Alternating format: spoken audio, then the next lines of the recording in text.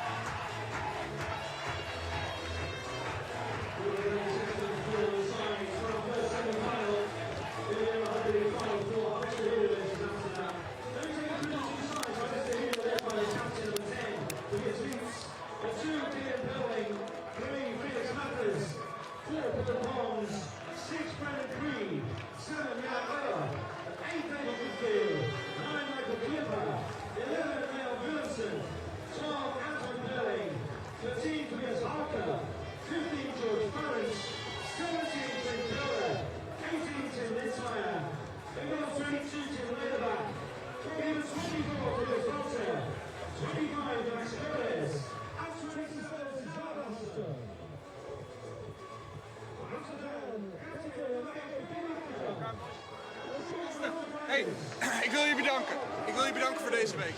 Fucking mooi om na zo'n pijnlijke zondag met deze groep zo'n mooie stap en mooie reis te maken. En die reis is pas klaar op volgend jaar. We gaan namelijk nu die prijs pakken. Ja, die verdienen we. En dat begint vandaag en dat begint met je taak en dat begint de eerste minuut. We gaan er volop, we gaan genieten en we gaan die gasten slopen. Kom op! Vertrouwen in elkaar en knallen, gasten! Een klein nakje verhaaltje, start de eerste 5 minuten volop, ja? Kom op! Plan is duidelijk. Kom aan, Wiepie! Kom aan, of zo! Kom aan, jochie! Fucking meters maken, jongens. Kom aan, let's go! 1 uur voor deze, anders rijdt zich de Hey!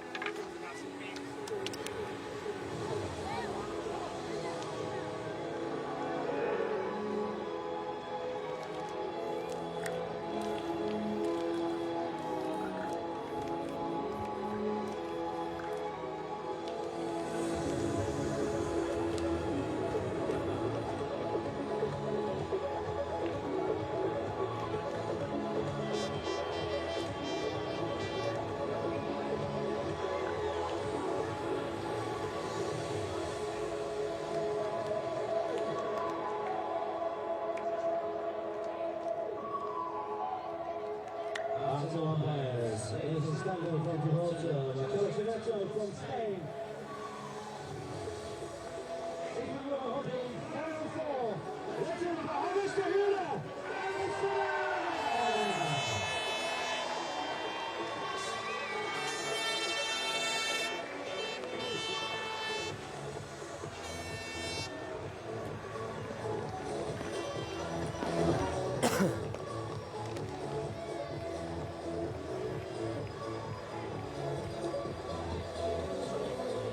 Que le den por el culo, el primero que venga me lo cargo.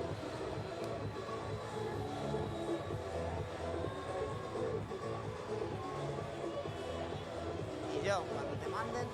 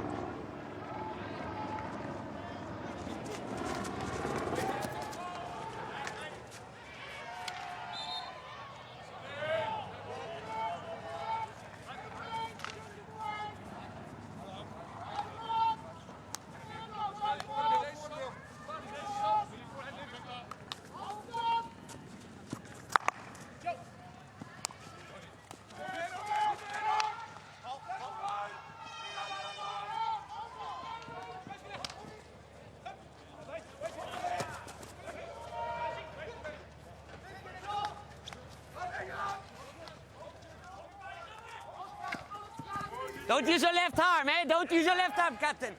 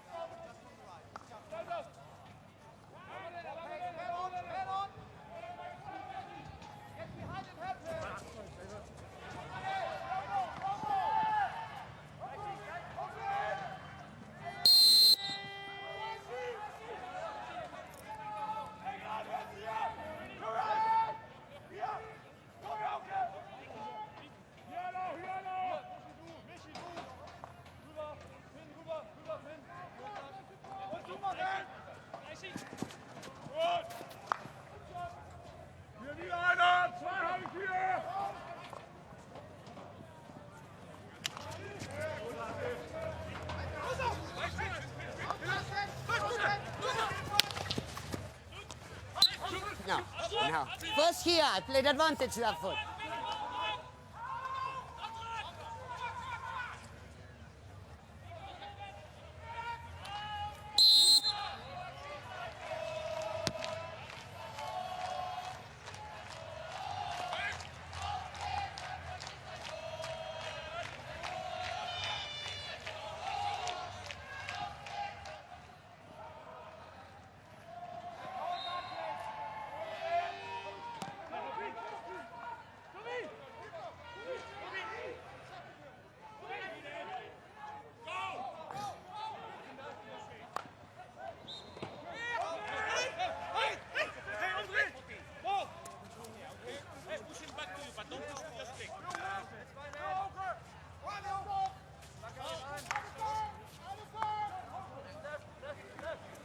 Look.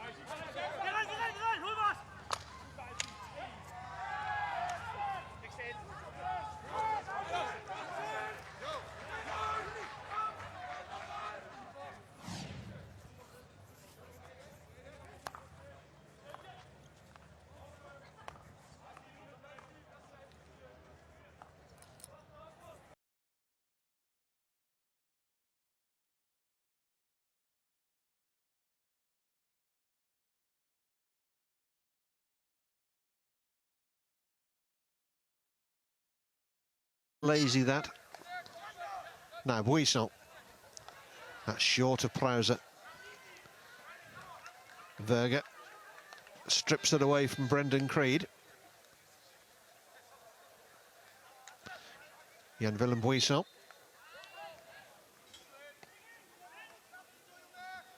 Free hit for Amsterdam. Just a few metres in their own half of the field. Bakker tries to play the ball on to Verga. These top quality players have no hesitation in playing the ball to players who are already marked, such as the quality of the first touch and the ability to shield the ball from their opponent.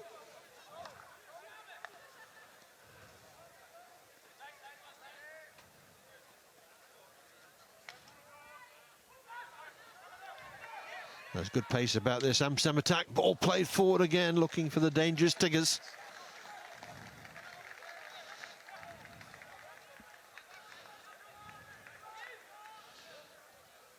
Both sides making regular interchanges, and that's going to be particularly important in the heat of Barcelona.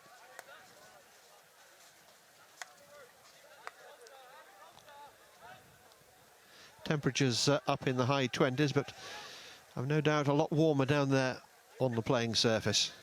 Poling through Creed, on for Hauker again. 2 black shirts, now 3 ahead of him.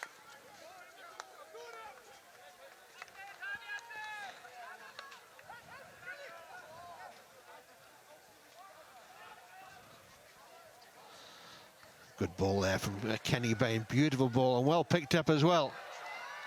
This is the dangerous Prowser trying to find a way through there, but Harvesthude just closing the door in time. Really good ball that forward from Kenny Bain, who got injured in the KO 16 in Amsterdam and had to be replaced for the KO 8, but quickly back to full fitness and playing a full part here, I've no doubt. Vermeulen. There's Kenny Bain, Scottish international, of course, but making a name for himself in the Netherlands over the years. First with Hurley, now with Amsterdam.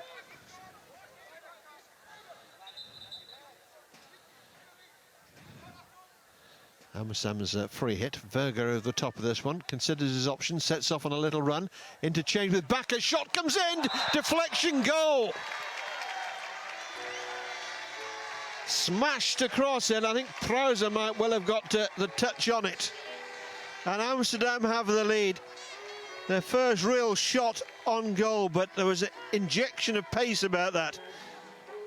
And very well deflected indeed there, as we'll see. Good work with Verga and Bakker. And it's a great touch there by Mirke Prowser. And he gives Amsterdam the lead. Somewhat against the run of play, but they'll settle for that. So first blood to Amsterdam.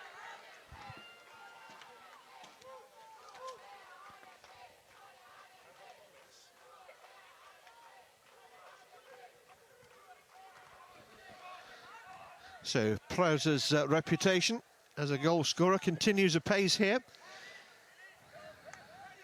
Sitting down on the team bench now, having celebrated the latest addition to his goal-scoring exploits. Razor-sharp reflexes there. Nothing the goalkeeper could do about that. That was behind him and in the back of the net before he could blink an eye. Billy Bakker involved in that build-up to the goal as well, with Valentin Verga very much to the fore. Now, how will Harvesthude respond? Mattis plays the ball into the circle. Whistle's gone in favour of Amsterdam.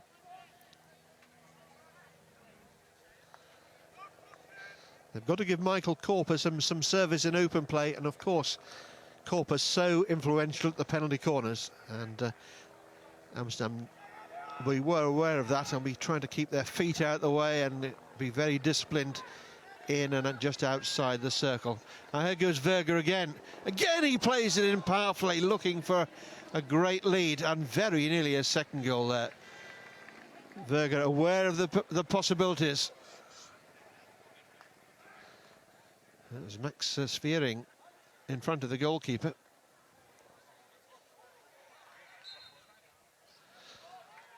Verger doing a huge amount of work at the moment.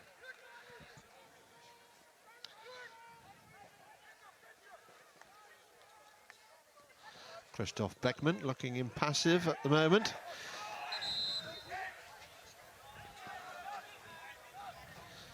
But he's like a firework, he could go off at any moment.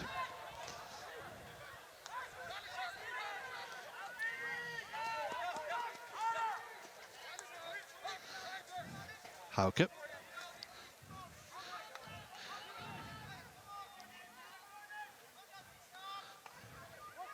That's a good tackle. 2016, of course, is an Olympic year, and many of these players in action this weekend here in Barcelona in club colours will be deep into preparations for Rio, but make no mistake, when it comes to club hockey, they will give it 100%. So important to the fabric of hockey.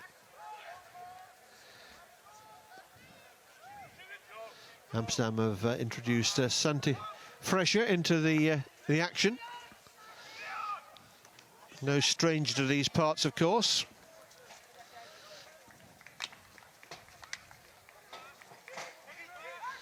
Tiggers. Reed Ross throws one over the top for Vermeulen.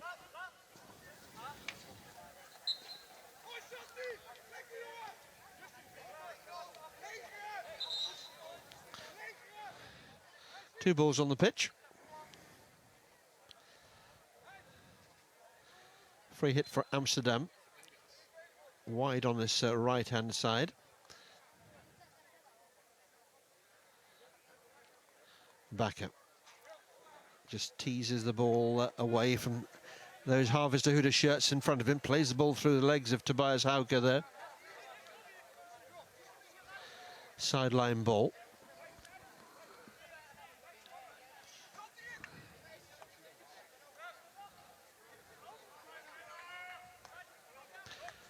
Now Reed Ross.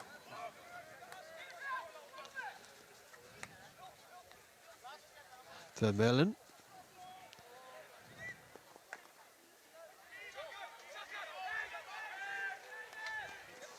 Now Light's putting in some hard yards there, but again he loses out. The ball turned over by Amsterdam. A little gentle mugging. Now Bakker just dropping a little deeper. Reed Ross.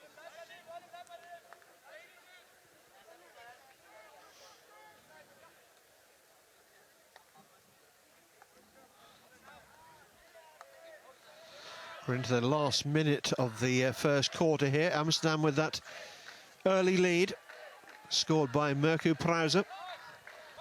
Pretty much the only shot that either side have been able to muster on goal. And this game could well be decided by those small margins.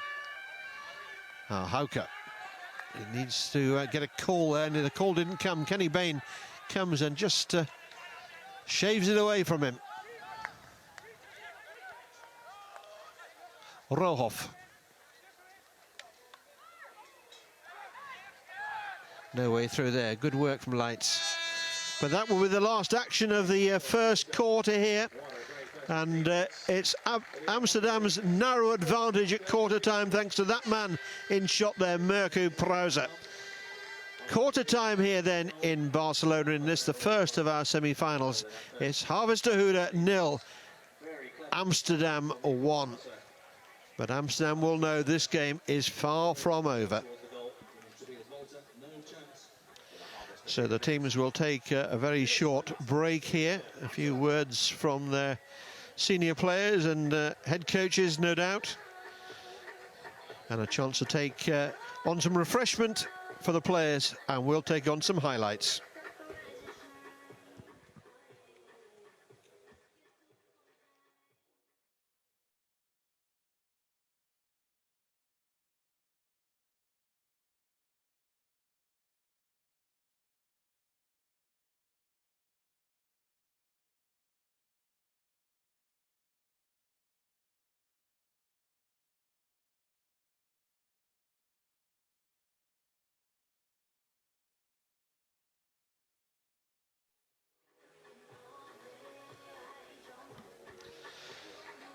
So there'll be no complacency in that Amsterdam camp. They have the lead, but they know the fighting spirit of this Harvestehude team.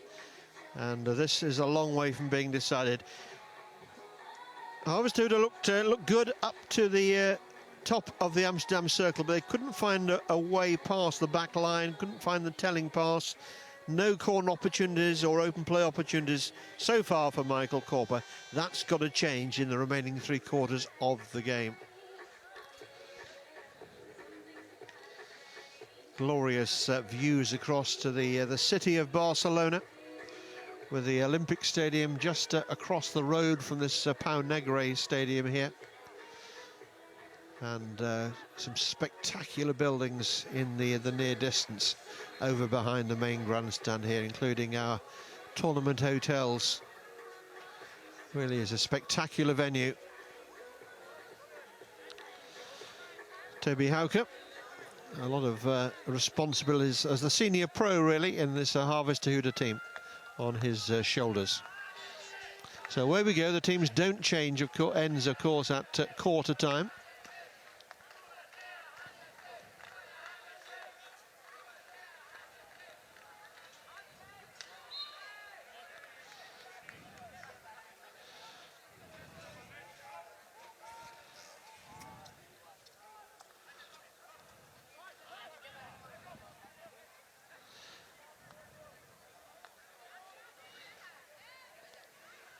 Harvestehude trying their luck down that right-hand side. Nice little interchange. Now, is this something for them here? Ball fired in there, and the Amsterdam keeper there, Lawrence Goedeberger, did well to bat it away.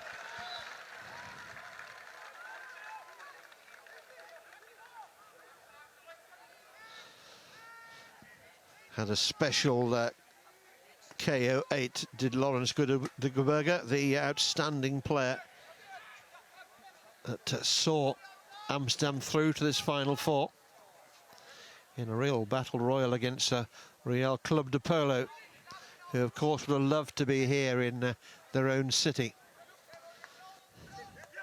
Now Reid Ross plays it forward for the effervescent Valentin Verger.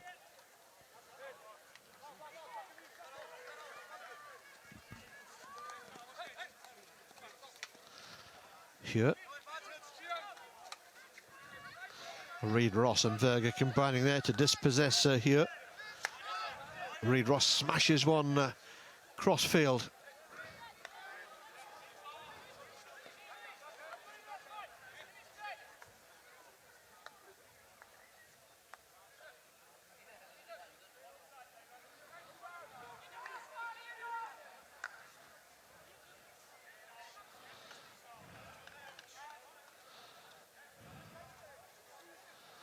Long corner for Amsterdam, taken on the 23-metre line.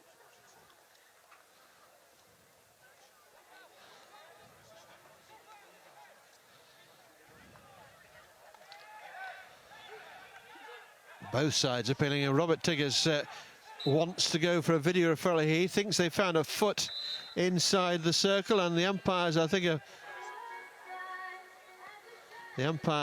are conferring here. It's not going to need to go to video. Nathan Stagno from the far side, looking into Marcello Servetto's circle, is saying he saw the foot. So the umpires are able to sort that out without the need of technology.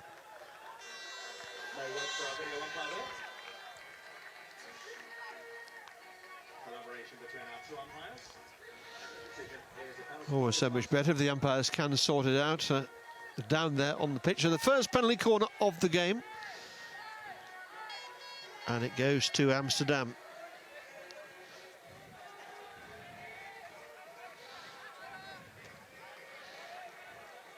I expect this to be targeting Justin Reid Ross with a red and black headband standing outside the Harvestehude circle. Backer to stop.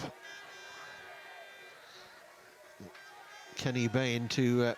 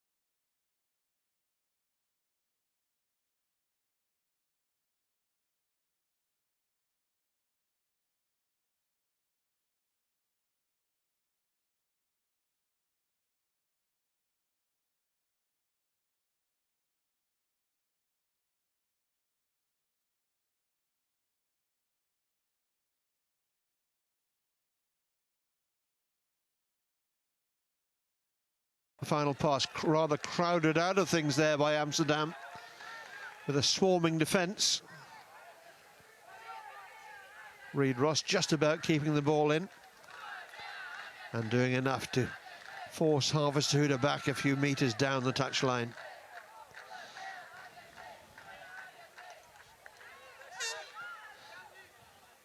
Lights, the Harvesthude captain, trying to inspire his team. Harvesthude, you feel, really need to get the next goal. Christopher Beckman increasing the volume, and Harvesthude think they've got a penalty corner. Again, the umpires confer, and that is confirmed now as a penalty corner to Harvesthude off an Amsterdam foot.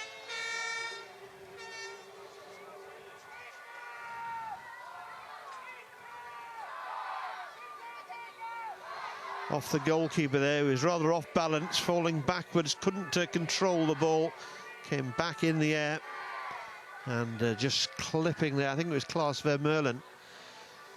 So a call for moment perhaps here. There he is. He's seen his opposite number, Justin Reid Ross, convert the first penalty corner of the game for Amsterdam. Now he must respond in kind. It's a good routine and very good running there indeed. That was Tern Rohoff quickly like a sprinter away from the line there.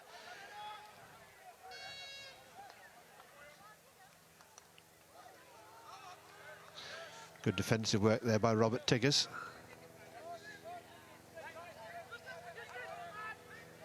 Reid Ross scoops it high. Vermeulen shelters his eyes against the sun.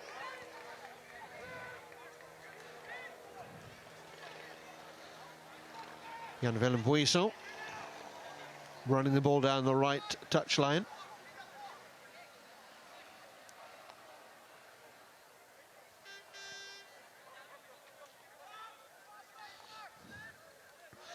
Quickly taken by Harvesthude. Poling. Amsterdam quickly back into defensive positions. Hauke trying to get the better there of a combination of Rohoff and Bakker.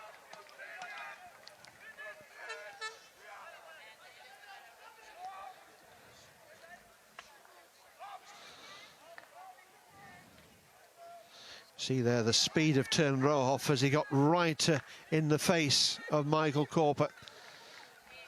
It takes a certain mindset and bravery to do that. Verga back for Reid Ross. Amsterdam continue to control things rather well here. Good use of the ball. Guarding possession carefully. This is not the sort of day you want to be chasing the game. And for Harvesthude to come back from this position against this quality of opposition is going to take some doing here. That won't stop them trying. And they're trying again to force the ball through to Korper. As you might imagine, is getting some pretty close marking attention down there on the turf.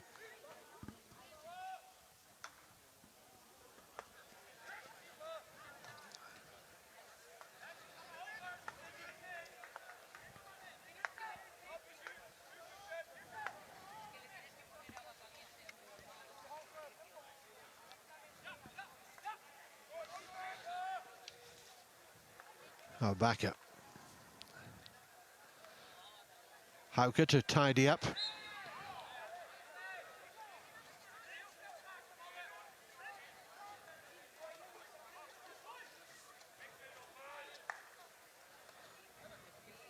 Just deflecting off the stick there of Michael Korper, and Bakker in position to react, but he's robbed there by Korper.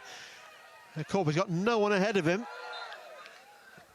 A big ask to get through from there. Powerfully built athlete, Michael Korper. That's a good ball, and Creed's not been picked up. got the shot away, but you heard Nathan Stagno saying the shot was from outside, and that was certainly my view of it as well. But the goalkeeper could take no chances.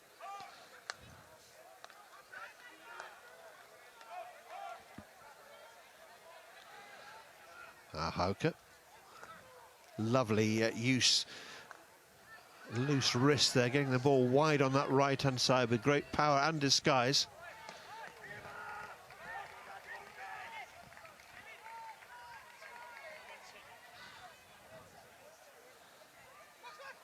Good to see Mathers is back in action after that knock on the head, and there was that shot that Amsterdam's keeper there just knocked away nonchalantly, but it was from outside the circle anyway, from Brendan Creed, so it wouldn't have counted.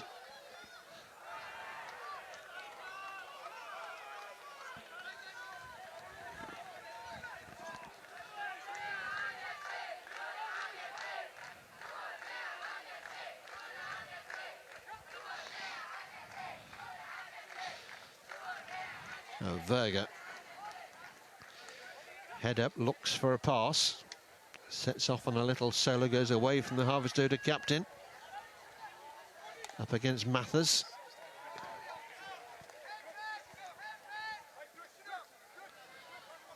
Willemsen, oh, clever work, but just running out of pitch there, just over the line.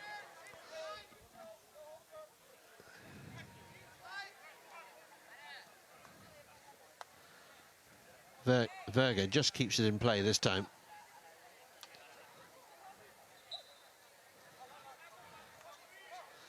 Hauke, aware of the urgency of the situation, tries to get Harvesthude moving forward. Korper holds it up well and gets a clever little ball away, but once again Amsterdam are there in numbers. Buisson.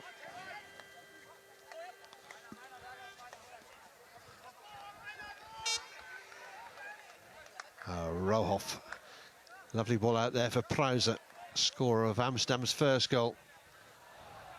Kenny Bain, and not quite on the same wavelength there as Mirko Prowser, who had not continued his run.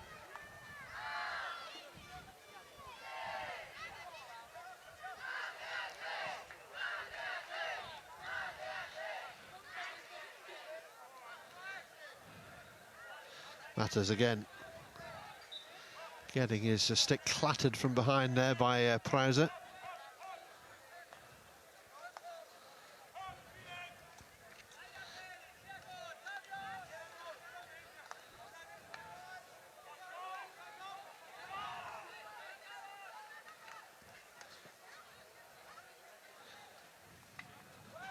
Good work there by Goodfield, but Amsterdam very alert to the dangers there and come away strongly with the ball with Buisson.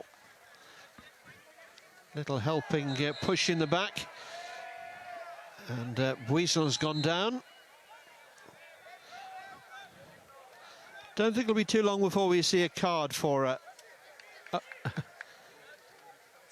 and in fact we've seen the card there for the hand in the back, and it's gone to Tobias Hauke, and that's going to be a 2-minute suspension for Hauke. Well, you heard the umpires advising the players about keeping their hands on the stick and off their opponent, so they've had the warnings, and no surprise that a card has come out this time. 2-minute temporary suspension. Down to 10 minutes. So the problem's just starting to mount here for Harvesthude. 2 goals to 0 they trail Amsterdam, and now they're playing with not just a man down, but their main powerhouse, Tobias Hauke, sitting out the next couple of minutes.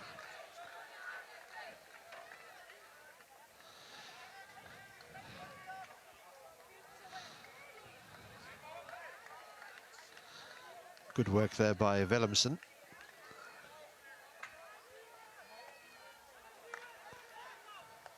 Matters just a couple of metres inside his own half of the field.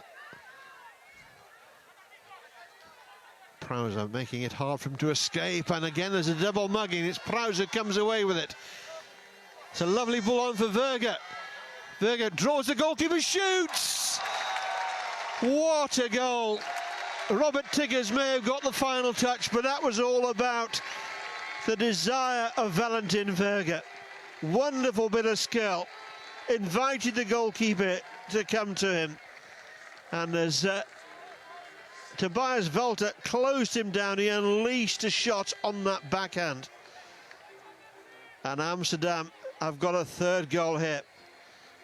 And now have a major hold on a place in tomorrow's final. Let's watch it again. Here's Verga. There's the shot. Well, did Tiggers get a touch before it crossed the line? They can talk about that one in the locker room later on. I think that, for me, that was going to be Verga's goal. It matters not, it's a team game. It was going in most certainly. Tiggers there just to make sure. So Hauke's suspension really did cost Harvesthude there. They're back to 11, but they trail by 3.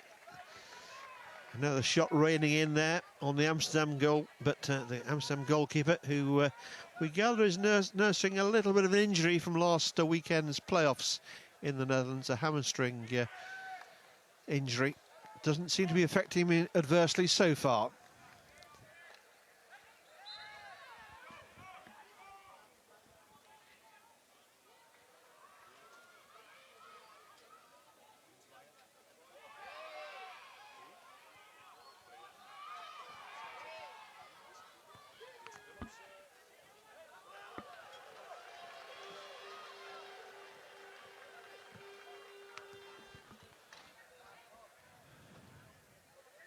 So not for the first time in this year's Euro Hockey League, Harvesthude find themselves trailing by 3 against a top-class Dutch opponent. They played their get-out-of-jail cards in Amsterdam. Can they do the same here in Barcelona against Amsterdam? They really do need to react there now.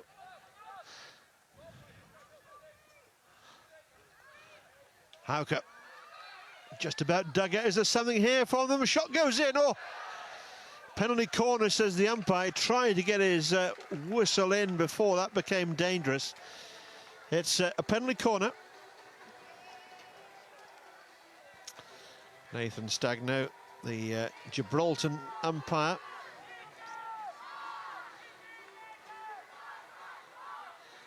Up in the air, off the goalkeeper.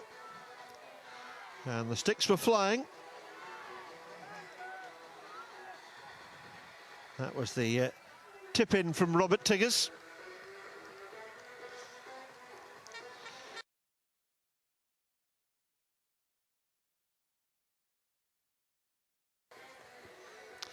Problems mounting for them, the Harvesthude coach, Christoph Beckman, who will have to deliver one of his more stirring half-time talks. A goal here would make a difference. Hauke.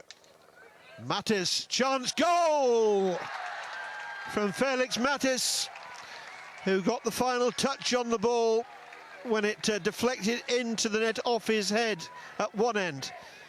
But he certainly got the final touch there, and he may well have reduced the arrears. But Amsterdam are looking for a referral here. Verga talking in.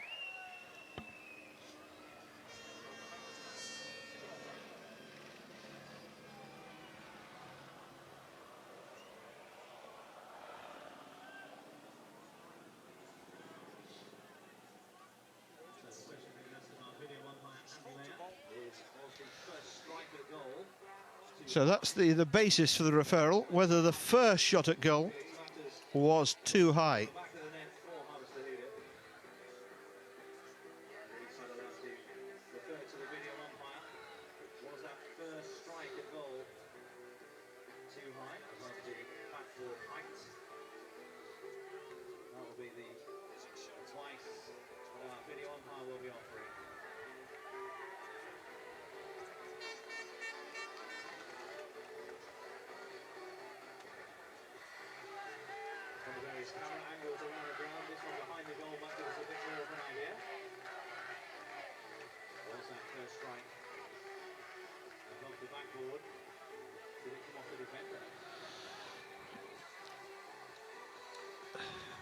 Video umpire Andy May will be doing a similar job in the Rio Olympics.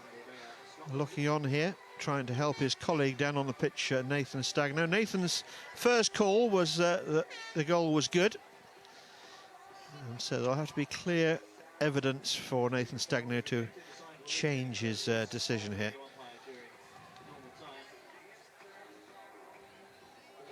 It looked to me as if the defender may just have got a touch on it as he swept the ball away.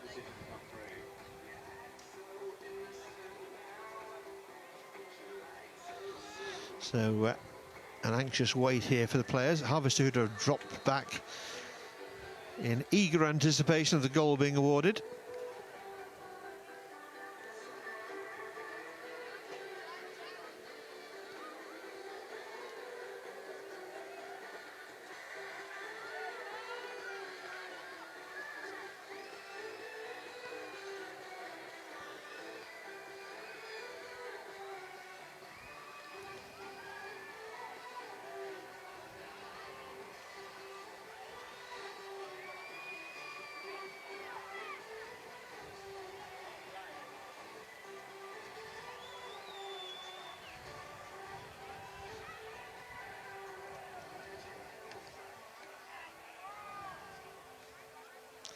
An anxious wait here for Nathan Stagno.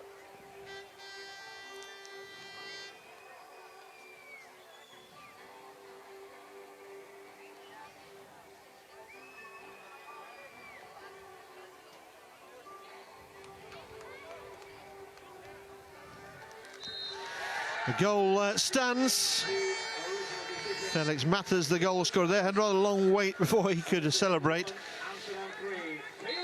And Amsterdam lose their right to further referrals. The difficulty that Andy Mayer had there was that we couldn't really find a camera angle that showed the height of the ball as it left Mathers' stick initially. But it puts a very different complexion on things. Harvestwood on the scoreboard. They trail now by 2, though. Still a long way back.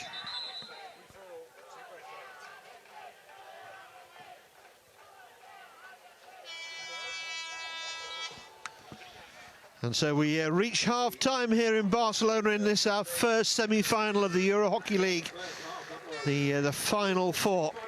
And it's a cracking game taking place here. It's Harvestwood 1, Amsterdam 3 at half-time. So plenty of talking points in that first half. Billy Backer enjoying a chat there with Marcelo Cerveto, the Spanish umpire, as he makes his way towards the dressing room. I suspect that Christoph Beckman will have plenty to say to his team at half-time. And they've still got a long way to go in this game, but expect some fireworks from Harvestwood in the second half. Before the second half, though, we'll bring you the highlights.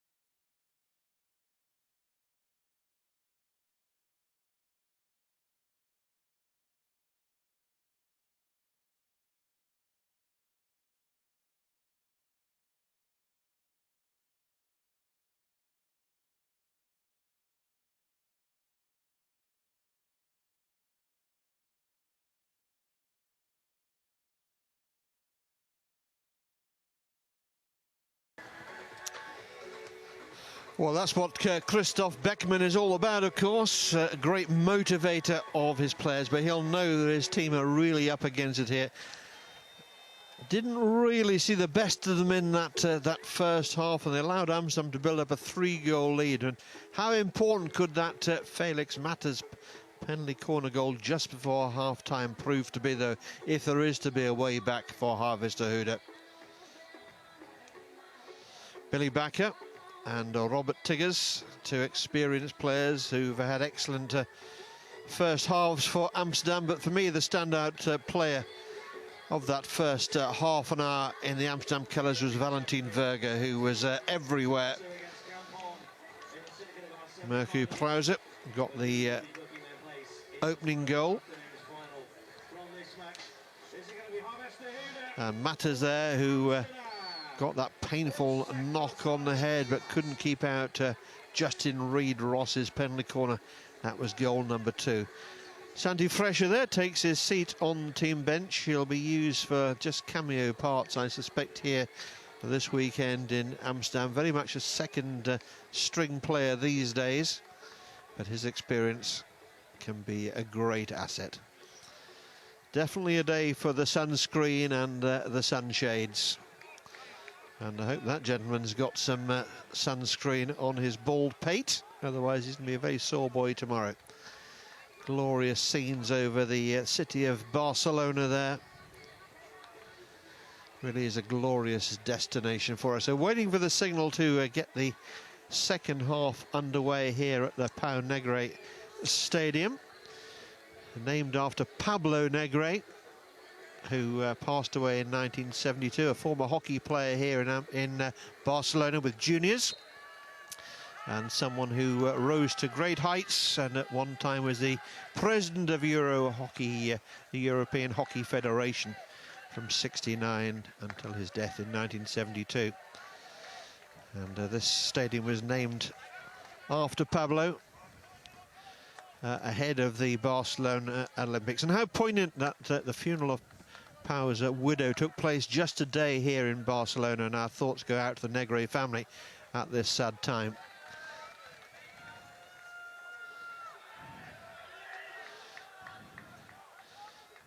So how will Amsterdam approach this second half? They can confidently expect Harvestehude to throw everything at them. And will they continue to play their attacking brand of hockey that we enjoy so much? Or will they sit back and try and absorb? Well, the early signs are perhaps that it's a recipe as before, and they'll continue to press forward and perhaps inflict further damage on a Harvestehude defence that has been a bit leaky at times this season, at home and in Europe.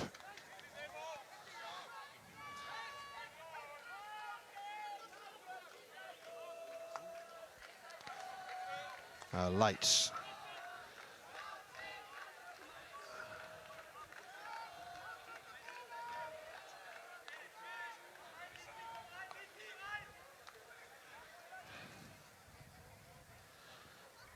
Kohler, good work from him. Can he get his feet around it now? Good turn of pace as well. Harvestehude's free hit close to the baseline here. Hauker over the top of this one.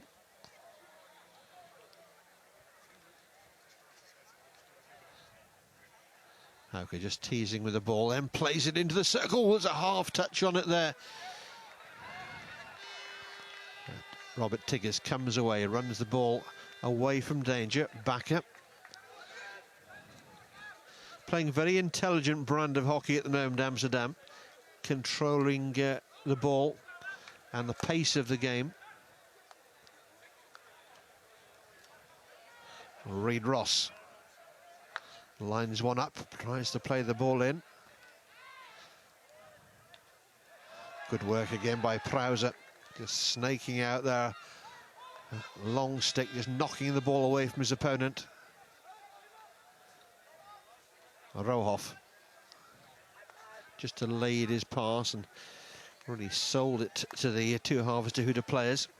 Buisson with Matters in his back. Real urgency still about Amsterdam. They're working hard for this this lead.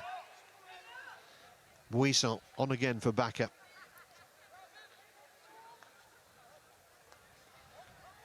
Vermeulen.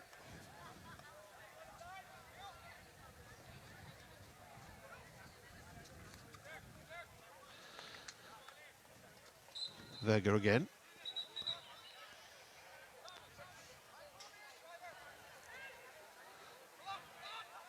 Given inside the Harvesthude 23. Good work by Prowser. Verga again. Ball's finished in the net, but the whistle's already gone. Very much the relief there of the Harvesthude defence. Certainly can't afford to concede early in this third quarter here.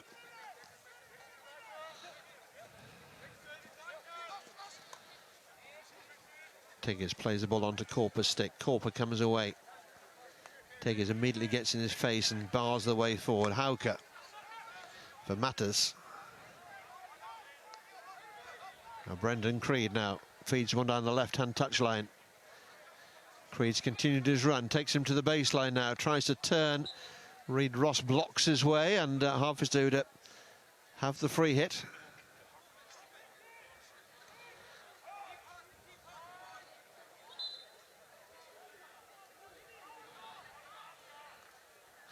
Now Brendan Creed again.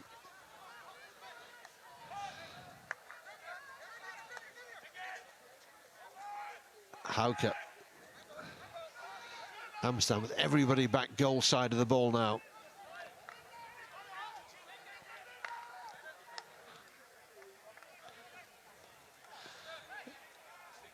This is Kohler, shoot! Oh, that's a great goal from Finn Kohler, and he picked his spot, and Gudegeberger couldn't get across there and keep it out. And Harvesthude are doing it again, you know, from 3-0. They now just trail by 1. What an effort this was, away from the challenge. And despite losing balance, the shot away there from Kohler, tucking itself right into the corner. Nothing the goalkeeper could do about that. Well, it's game on again here, and you just can't write this Harvesthude team off. See what it means to the coach. Back in business.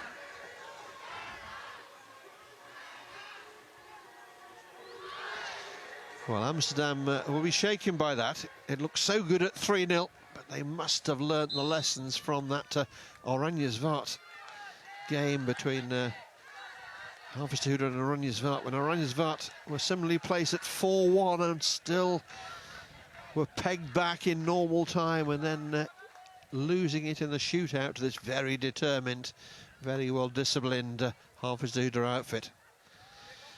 Not about Corper today. So far, that could change.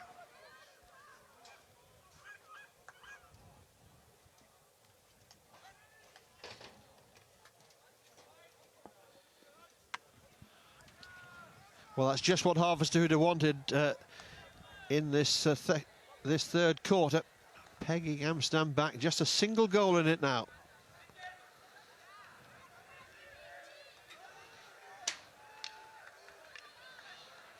Well, the Euro Hockey League has always produced plenty of goals, and even here in the tension of a semi-final, the goals flowing freely here.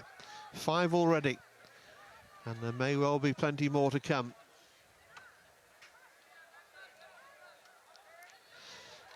Semi-finals can be quite dour and cagey and tactical affairs, not this one.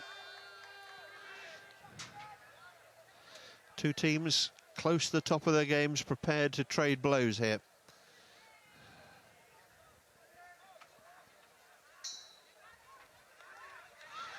Verga losing out. Ball fired forward there, but no one on the end of that.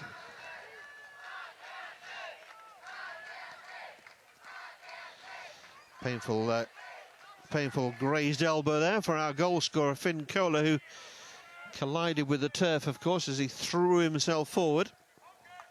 Occupational hazard that I fear for the hockey player. Buisson.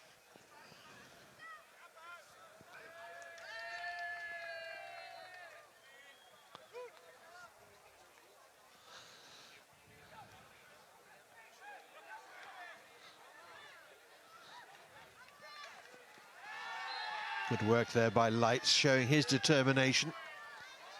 Very similar style of player to Tobias Hauker is Lights. And that's quite an accolade.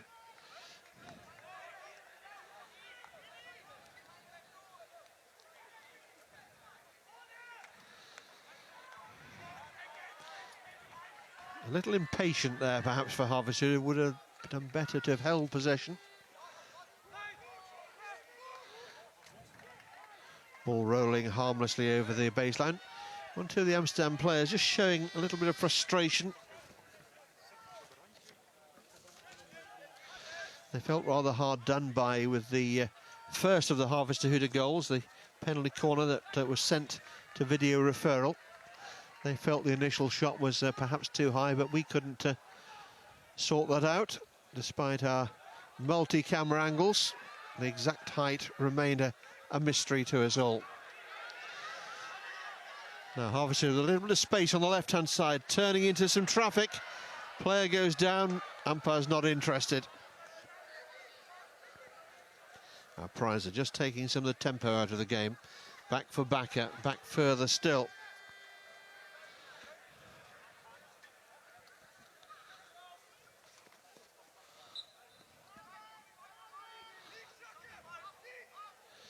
Amsterdam haven't really got Verger into the game in this second half. He was the outstanding player.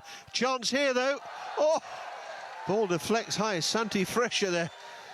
A real spring in his step, trying to bat that one away like a tennis player at the net, looking for a volley there, but it just wouldn't come within his reach. Hauker. Korper takes up a more forward position. Poling back for Farrant.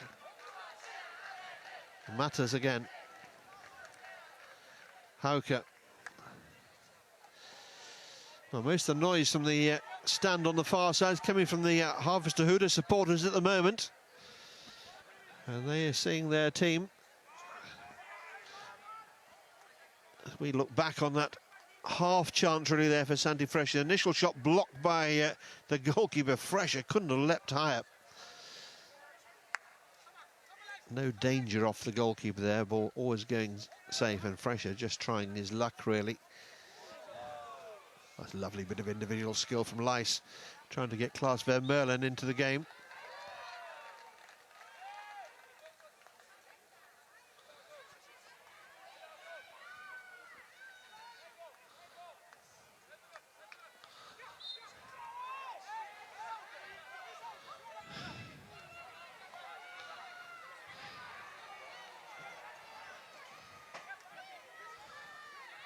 Bakker for Vermeulen. Just allowing the ball to roll up against his foot there with a Harvester player in close proximity.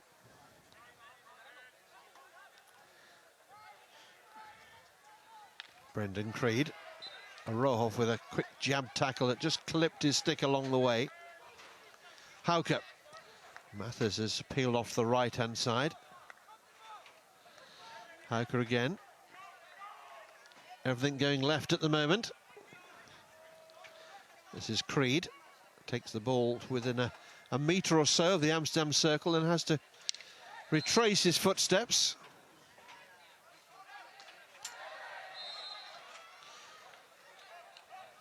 That's given us a long corner. Hauker again. Might fire one into the circle from here. There it goes. Big deflection by Rohoff. On to Vermeulen. Amsterdam struggling to get the ball clear there. Mathers up against Mirko Prouzer.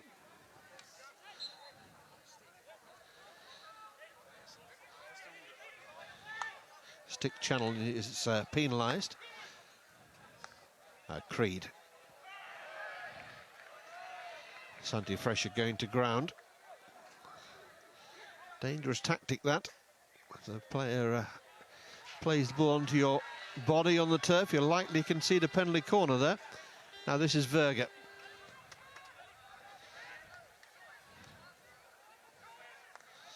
Under 3 minutes left in this third quarter. A quarter that's seen Harvester halve the Amsterdam advantage from half-time, but they still trail by 1.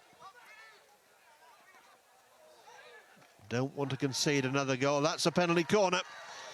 Well earned there by Amsterdam. Defenders turning every which way, and no surprise the ball has found a foot.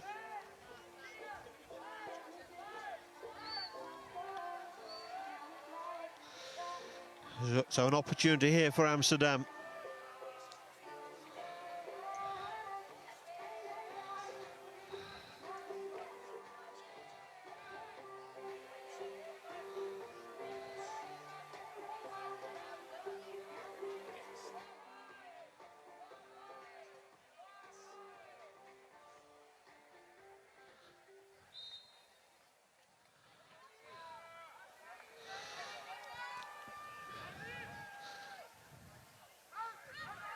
Reid Ross steps in and shoots, and that's taken a deflection off the outstretched hand there of the goalkeeper, and he's forced it wide of the post. That was a great save.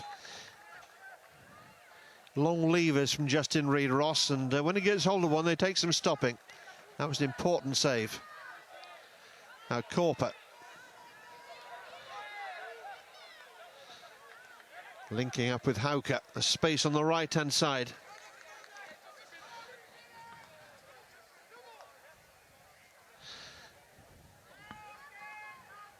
Here, Preuser.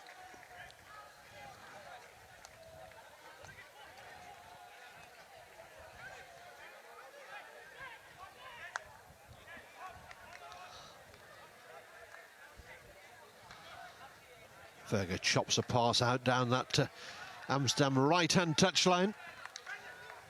Deflected out of play right in front of the Amsterdam team bench. Now here comes Verger again. Well tackled this time from Matters. Plays the early ball on. Hewitt takes another notch on his stick.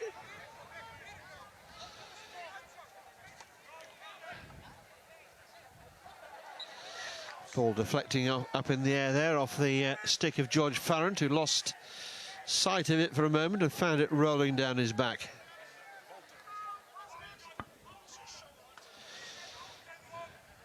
That was a top-class save there from the Harvester keeper, Tobias Walter, and needed to be as well. Keeps his team very much in contention here. Just about 30 seconds left then in this third quarter of play. Well, we can expect something rather special, I'm sure, in the final quarter, as Harvester will give it everything they've got, and we know their battling qualities. Amsterdam will have to be at their very best and most alert to deny Harvester another unlikely comeback. Now Buisson, powerful run, great shot, fine save again. That was all about positioning. The goalkeeper had no time to react. And that's the last meaningful play of the quarter. And how close was Kenny Bain there to extending Amsterdam's lead? And Walter, with two crucial saves late on in that quarter, keeps his team very much in contention. There was the ball across. Kenny Bain there down on his haunches. Got the deflection, and Walter's positioning was absolutely perfect. So it's all to play for in the final quarter here, but it's Amsterdam who lead. Three-quarter time here in Barcelona. Harvester 2, Amsterdam 3. We've got some highlights for you.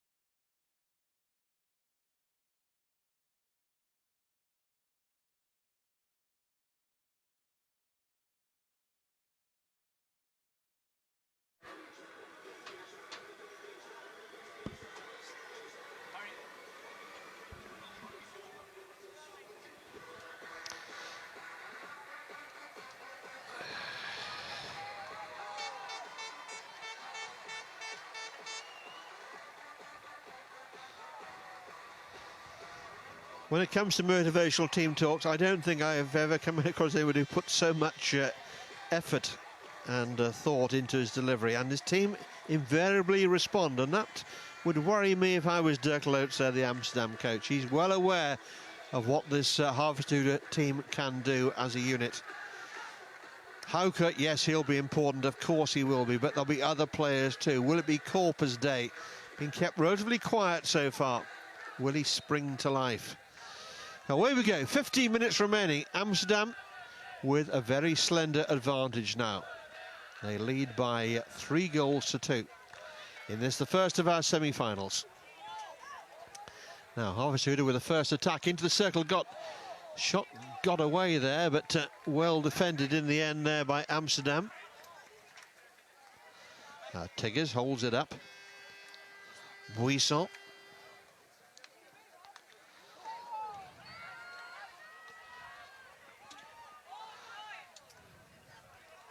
Valentin Verge was quite quiet in that third quarter. He made things really tick for Amsterdam in that first half when they tore into Harvesthude and opened up a 3-goal lead.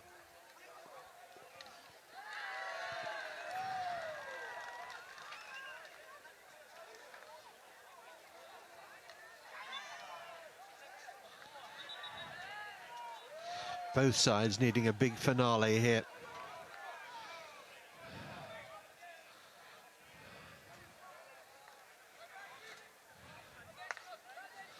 Matters.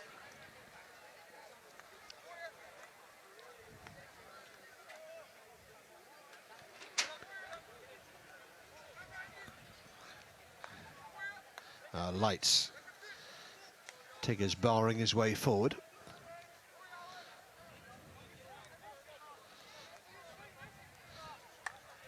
Hauke trying to pick out Korper.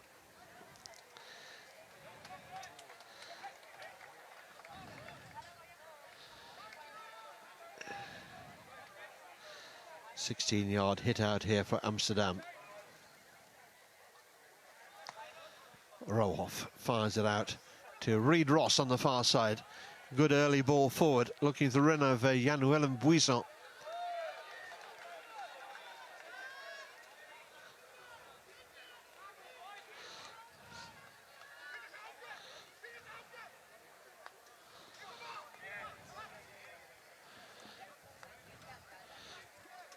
Toby Lights just about keeping that ball in play. There can't have been much in that. Lights again, plays at the top of the circle. Force forward, looking for Korper. Goalkeeper kicks clear. He's in the air, but not dangerous. Rohoff. Umpire Servetto continues to keep the players well aware of his feelings.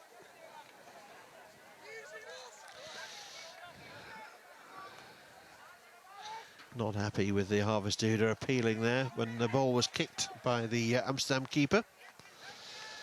It was in the air, but always down an empty channel. The Harvesthude will have one eye on the clock here. Every second that ticks away makes their task a little more difficult, but still just under 12 minutes remaining as Creed takes it forward down that left-hand side, looks for the ball inside, but he's plays a rather loose one there, does Brendan Creed. Now Hauke with a loose ball. Oh, and Lights with a half trap there. A little bit of a breakdown in skill. This is taking a lot out of Harvesthude physically.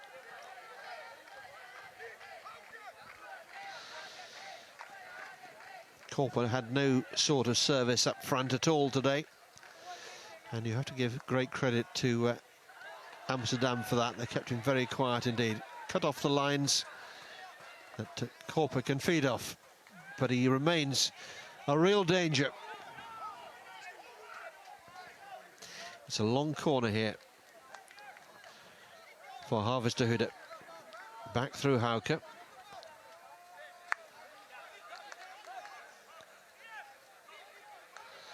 Creed.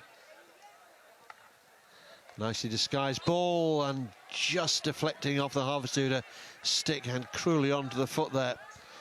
Another opportunity goes begging.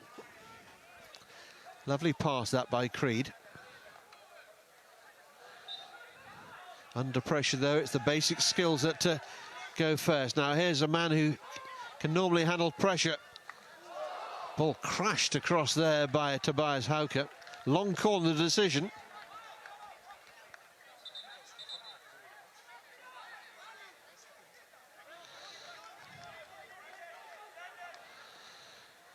Creed again. This time he plays a more conservative pass through Hauke. Drilled in. This is Korper. Turns and shoots, but shot was always going wide. Korper under pressure there, as he has been throughout the game. Nicholas Lice doing a good job there on Korper.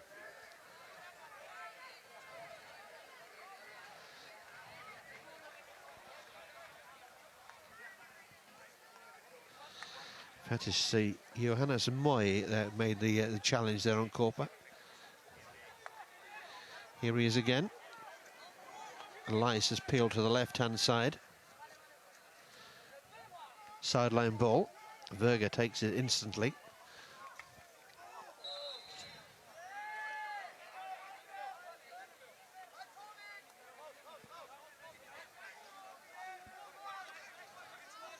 Lice. That's a lovely ball for Vermeulen.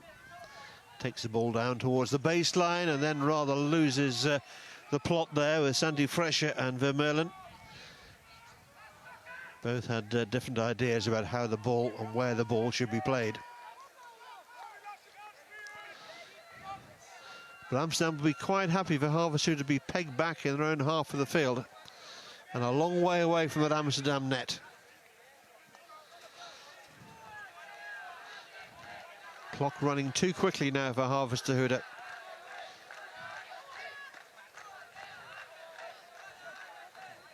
Can they pull off yet another comeback? No extra time, remember. We'd go straight to a shootout if this game should finish all square at the end of this fourth and final quarter.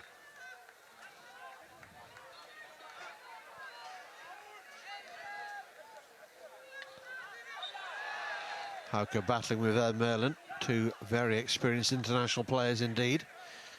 Korper just a half trap there on the reverse stick side, again under pressure.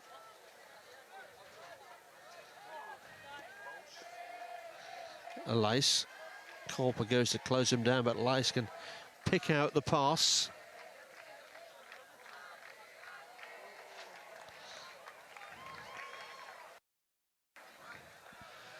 Reid Ross. Again, trying to feed the ball down to Vermeulen.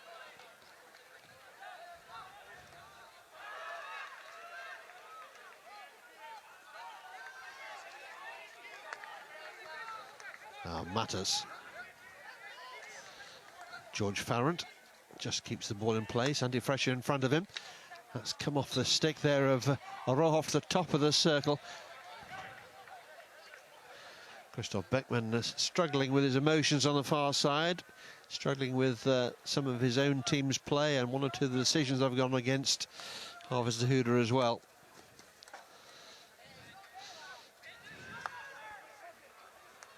It's a lovely ball. Buisson. Great bit of skill by Buisson. Good goalkeeping by Tobias Volter, but it's not clear.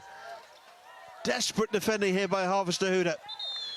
They'll play her down, and clearly dangerous situation. Nathan Stegner quite right there to blow his whistle. First priority of the umpire is to protect the players on the field.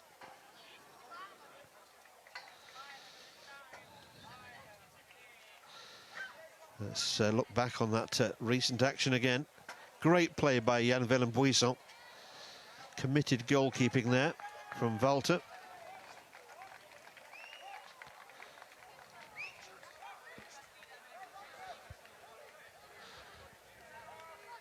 I think it was Brendan Creed who got the knock there. Looking a little bit pained, but okay to continue. There was no foul, so the game will restart with a bully. The umpire blew the whistle to protect the prone player from any possible danger. And it was a very real danger.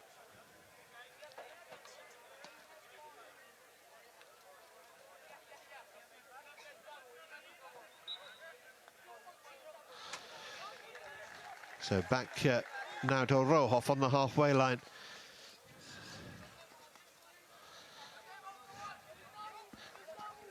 Nicky Leis. Buisson.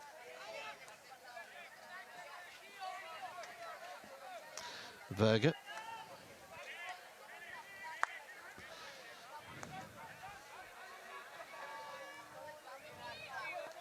Rohoff on for Vermeulen.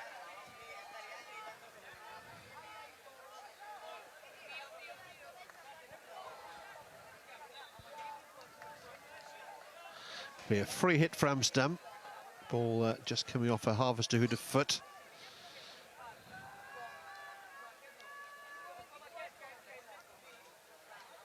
Backer. Lovely skills here by Backer. Eventually he's crowded out of things. Verger again. He'll look for a foot here if he can find one. Thumbs up from Verger. Mission accomplished.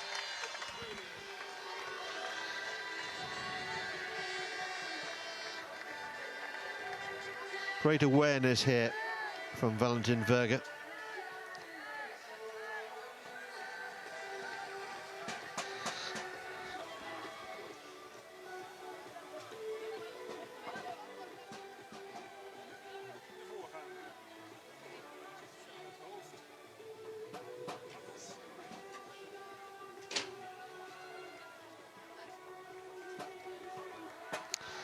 So Reid Ross there with the 3 crosses of the city of Amsterdam on his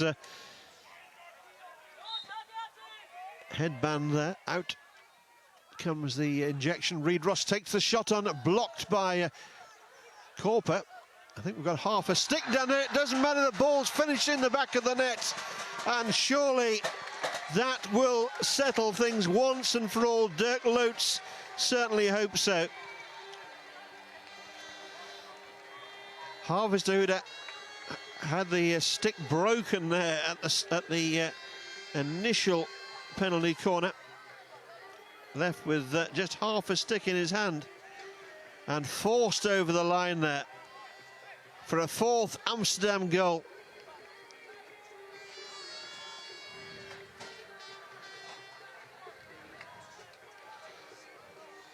And Amsterdam absolutely delighted.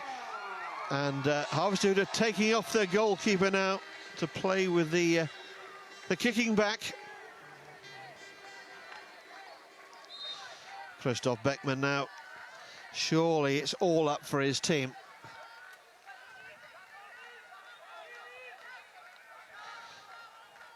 Prowser's little touch in there with the Harvester defence at 6s and 7s, somewhat hampered by the fact that one of the players was playing without a stick.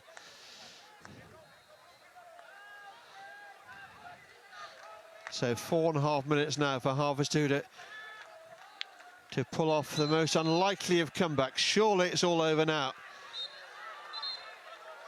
But that's a yellow card there for Billy Backer. So Amsterdam will finish the game with 10. Now this is where the extra outfield player may really take its toll. Hauke really is now or never for Harvester. They need 2. In just over 4 minutes, it's a possibility. But I'm sure that Amsterdam will set their stall out to make it very difficult, if not impossible.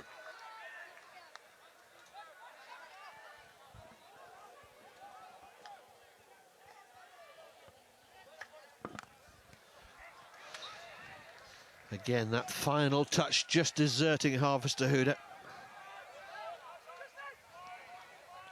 Billy Backer there, over in the sin bin. He won't be coming back. That was a yellow card shown to him, so his suspension will overrun this game, as it were. And what have Harvester got left to give here? Whatever happens, they'll be in action again tomorrow. now looking increasingly likely they'll be playing in the 3rd and 4th place playoffs. Valentin Verga's taken a knock and he's down on the turf.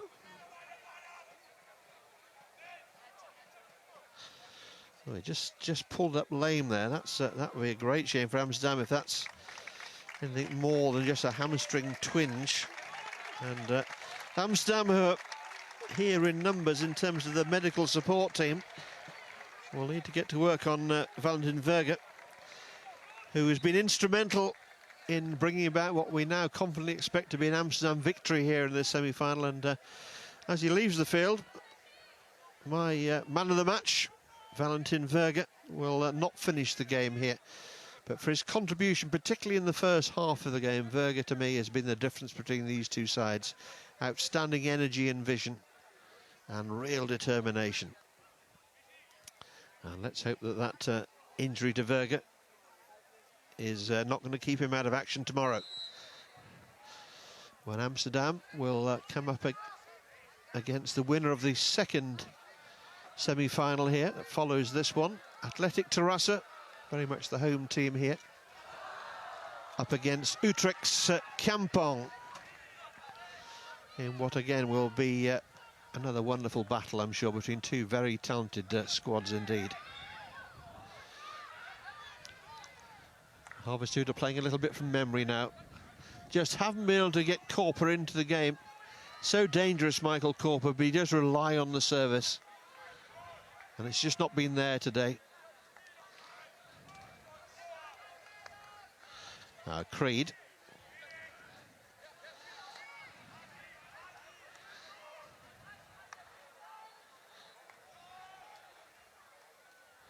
Ball cleverly played into the circle. Just a long corner is not what Harvesthood need.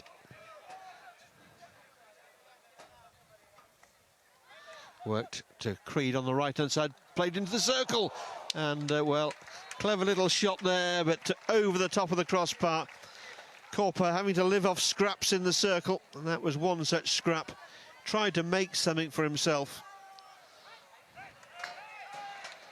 Good try, but no cigar.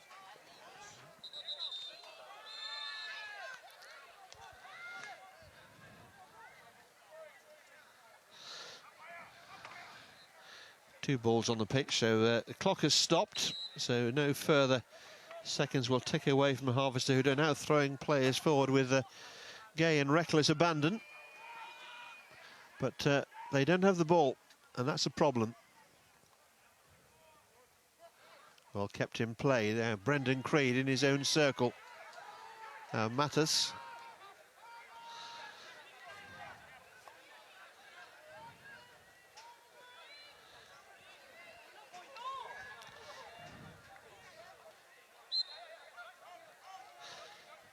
Haven't really had enough of the ball in this final quarter. Harvesthood never really put Amsterdam in enough pressure. Now, what's happened here? Corper thought he got a touch on the ball. The umpires consulting Harvesthood, think they've got a goal back here. Corper's reaction was absolutely instant.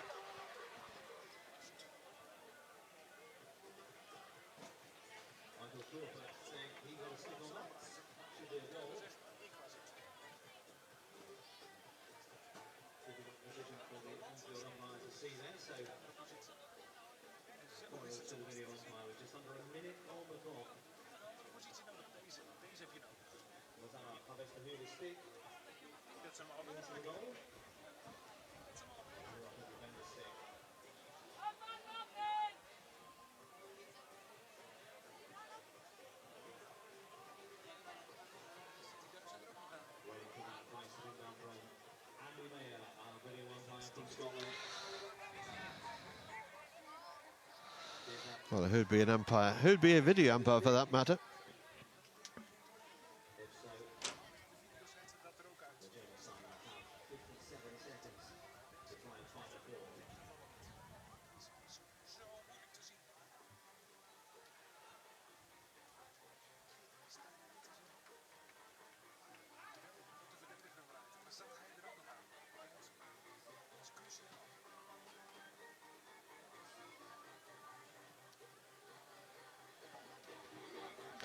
Well, I think I know where this one's going.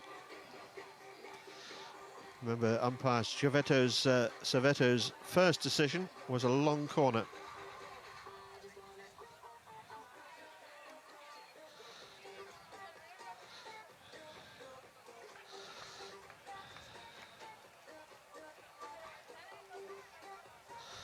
Andy Mayer scrutinising the situation here, looking for any sign of the ball coming off an attacker's stick. It's not going to happen.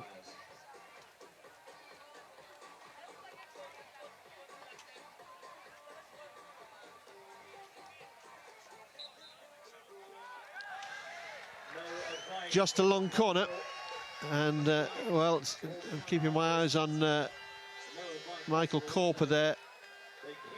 He's telling Marcello Serveto that he's sure he touched it, and very often the player knows, but so difficult to sort out there. Sticks very close together.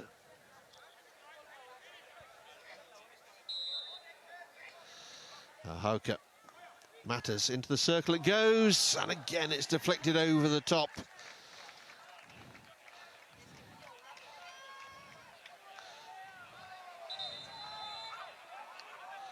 Christoph Beckman, for all his half-time passion, looks as if he's going to end up as the losing coach here in a very competitive game. And it means that there will be a new name engraved on the Alain Danet trophy after tomorrow's final, because Harvesthude, the only winners left in this final four, are on the verge of bowing out here. 30 seconds away from the final whistle, and they trail by 2.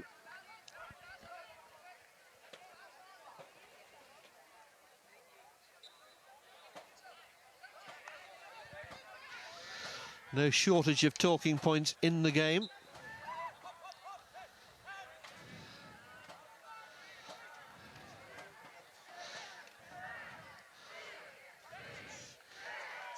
The youngsters in the crowd counting us down here and counting Harvesthude out of the final four. Semi-final. Amsterdam march on into tomorrow's grand final. Worthy winners on the day. They've beaten Harvesthude by 4 goals to 2. What a really good and competitive and hard-earned win that for Amsterdam, and something for the crowd to really get their teeth into. As I say, plenty of talking points, little bits of controversy surrounding one of the Harvesthude goals that was given, and one perhaps right at the very end that wasn't. Christoph Beckman, always a great sportsman. He knows that he and his team have given it their best, but fell short on the day. Couldn't give Michael Corper the service that he thrives on.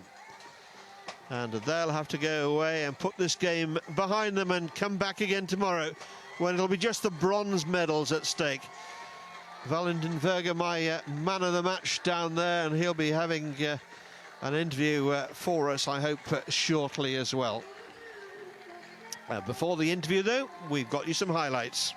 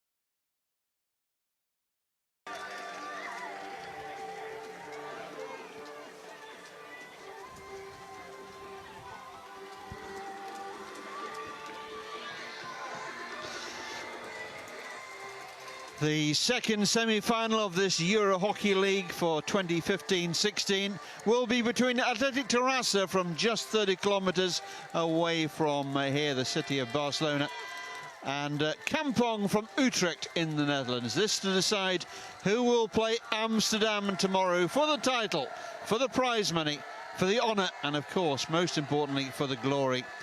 Two talented squads playing at the top of their games, both packed with international stars, many of whom will be in Rio in national shirts. But today it's personal. This is for club, not country, but club loyalty and traditions mean so much to hockey as a sport. Athletic Terrassa sent their noisy travelling support into raptures in Amsterdam by beating two fancied Belgian teams. First the Dragons by way of a shootout after a 1-1 draw in normal time, and then edging by 3-2 with a late strike from Jan Malgoza against Leuven, while the Catalan side were down to 10 men.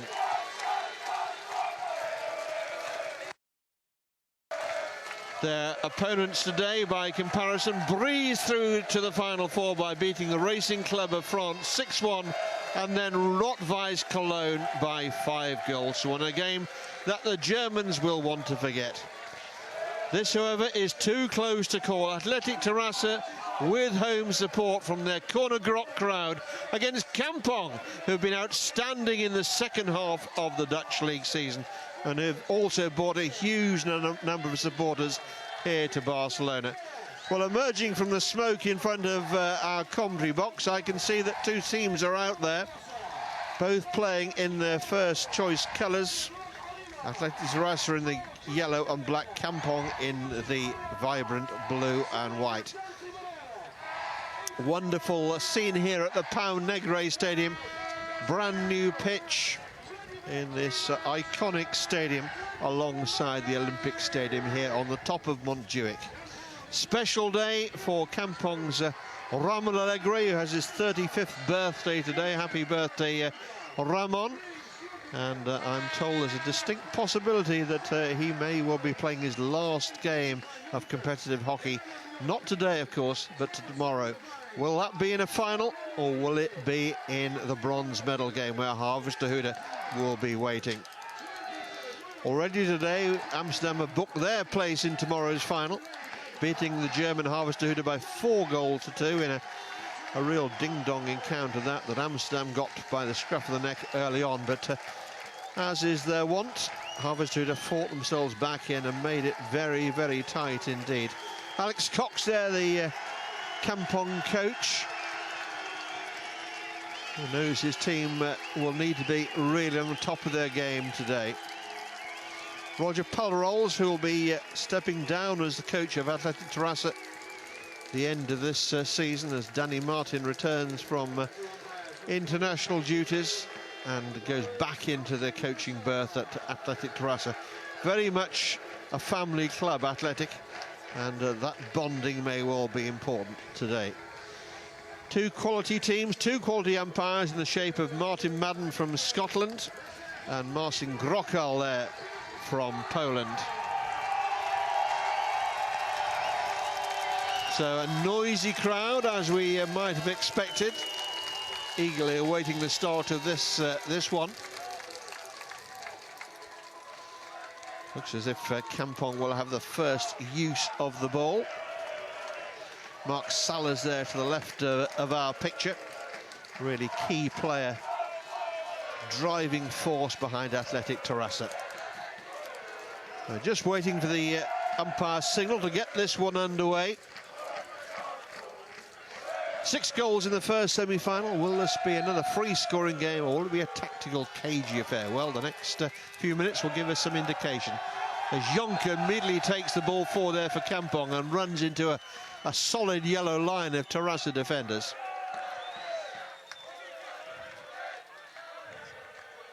Kampong play the ball back to the halfway line.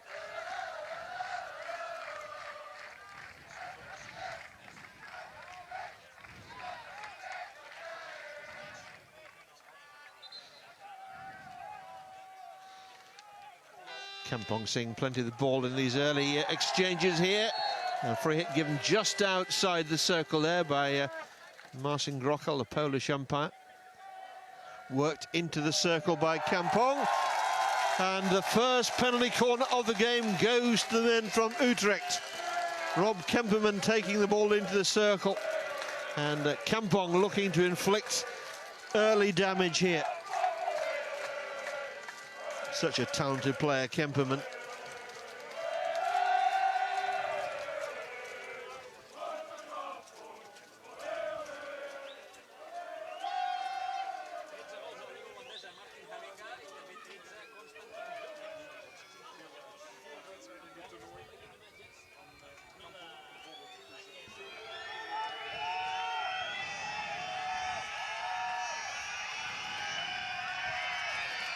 Flashback there to Easter in Amsterdam. With Kampong's shot comes in deflected, and the ball was already rising there before it struck Albert Beltran, who was quickly away from that baseline. So it'll be a hit out here for Athletic.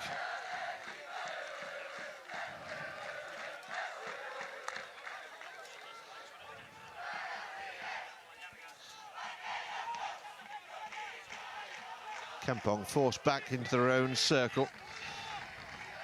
Well, plenty of the Athletic supporters made their way across to Amsterdam. They put on a real show. Never gave up hope, and that was very much mirrored by what was happening down on the pitch as well.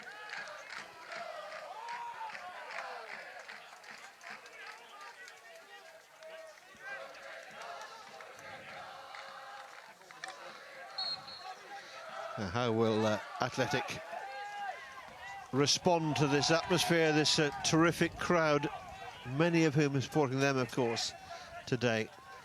Good to see David Allegre down in the crowd, the brother of Ramon. David, of course, has been playing his club hockey in the Euro Hockey League this season with Real Club de Polo, who might well have been here themselves had they not succumbed to Amsterdam.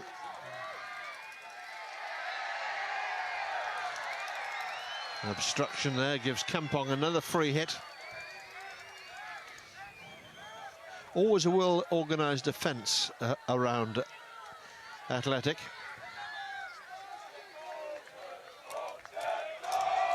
Ball square to this right-hand side.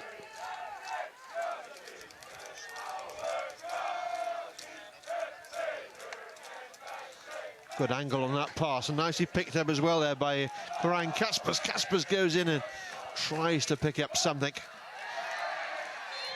Possession surrendered there by Athletic. So Kampong again with a free hit. Just a few metres, or maybe just a metre away from that circle. Kemperman allowed to run. Along the baseline he goes, picks out the pass into the mix, and it's found a defender's foot.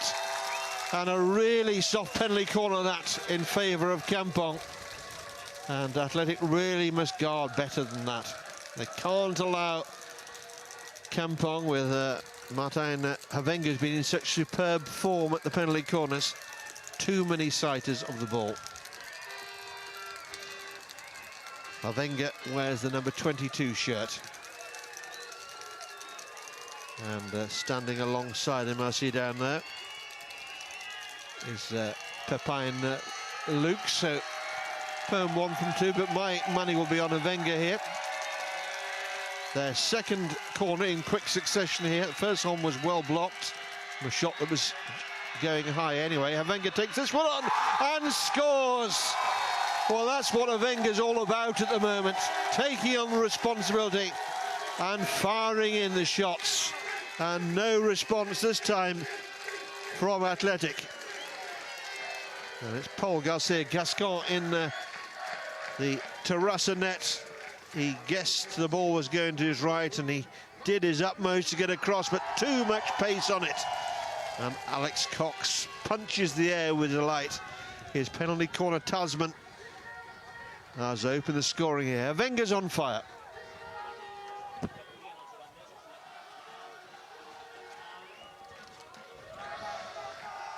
Well, you always have such a good chance if you've got a penalty corner of that sort of power. Really smart routine. So Kampong ahead. One dispossessed there. Can't allow Kemperman a sight of the ball. He will hurt you. Malgotha.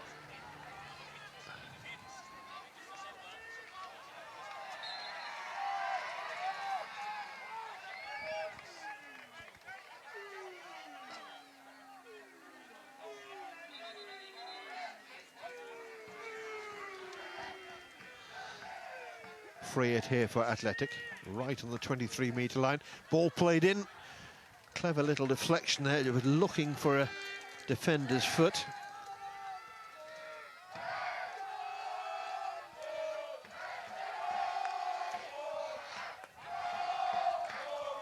Pujal plays it without too much pace on it. Difficult one there, but Torres received it well. Nice work from Merlinbrook. Now Salas, really determined run, finds the defender's foot just outside the circle. Ball played in, it's bouncing around awkwardly, and what a finish! Well, unorthodox, but David Hart couldn't get to it. And that's Danny Malgotha. Played it back over his shoulder, and Athletic are back on terms here.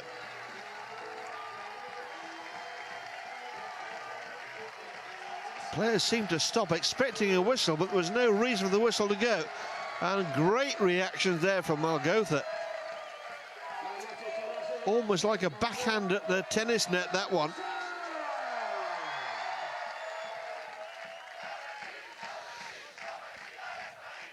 So the world's top goalkeeper for 2015 is beaten there.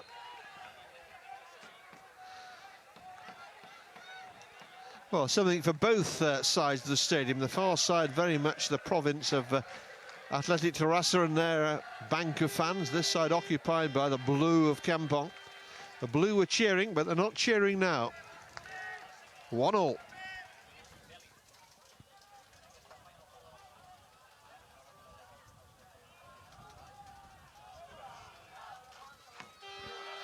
Well, the goals keep on flowing in this, the 9th season of the Euro Hockey League. Wonderful to hear today that ABN AMRO have been such wonderful sponsors of this event since its inception. First launched some 10 years ago. Have signed up for another 3 years. Wonderful partner for hockey.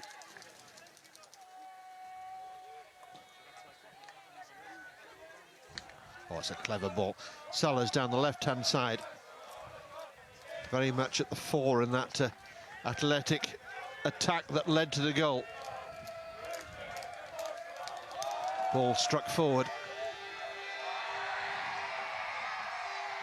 Sander Devine with his arms outstretched there, wanting the free hit. The umpire allowing play to go on.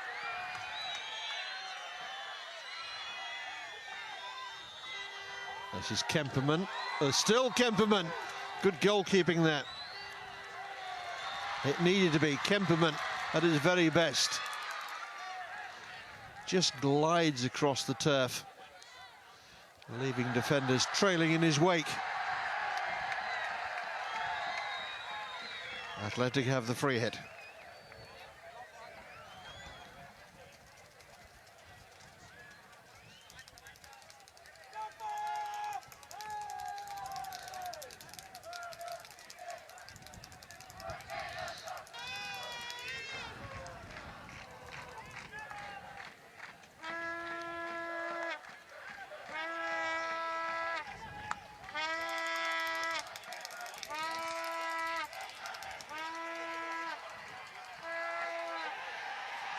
There's good work again by Athletic. Good forceful attack down this left-hand side, and they've got a free hit just outside that Kampong circle.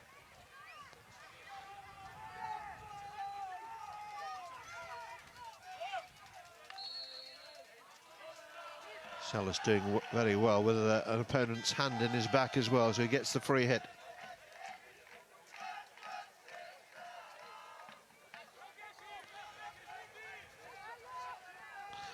Now Pujol again onto the baseline, just allowing the ball to bounce over his stick and out of play. Well, having fallen behind, Athletic have responded very well. That was the opening goal. And that was Athletic's response. So, honours even.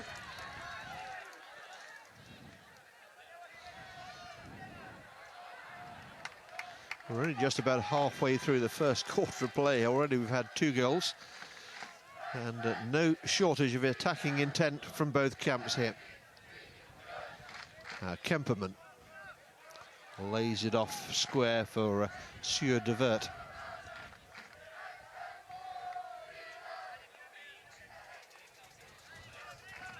Wenger. Rather flat aerial, beautifully taken down by Kemperman. Takes it in his stride and crashes it forward.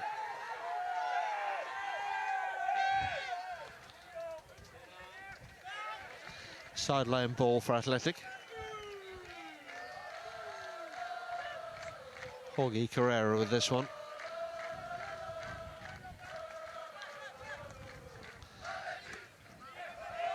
And we've got an Athletic player down off the ball. Getting up now, seems okay. And Kampong coming powerfully, ball played into the goalkeeper's chest there.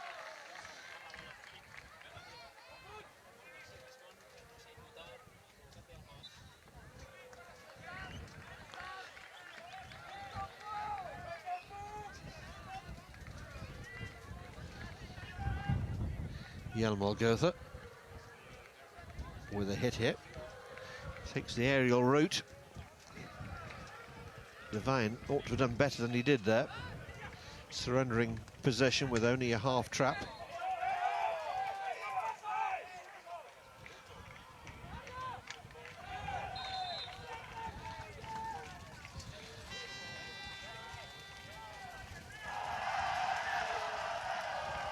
Must seem very strange for Ramon Allegri back in his own, his old stamping ground here in Barcelona, but playing rather well for a Dutch club side. Made it through to the Final Four in the very first season of the Euro Hockey League, when he was playing in the blue and white stripes of Club Igara from up the road in Terrassa, very much the neighbours of Athletic. Neighbours they may be, rivals they most certainly are.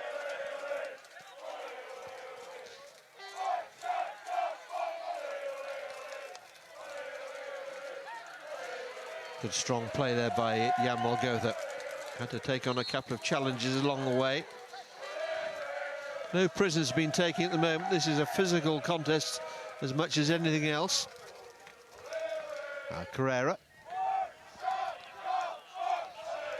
throws it high, but not far enough.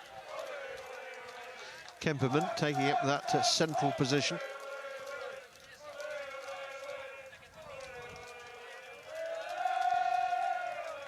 Kampong supporting good voice. It's 30 years since Kampong won a European title, and they're rather anxious that the wait should come to an end. An ambitious club.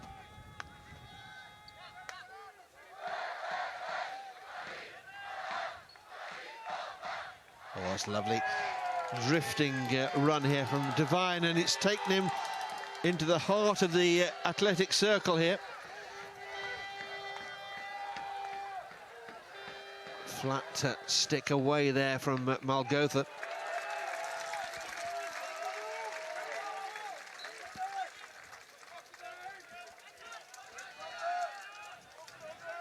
Wenger for Devine.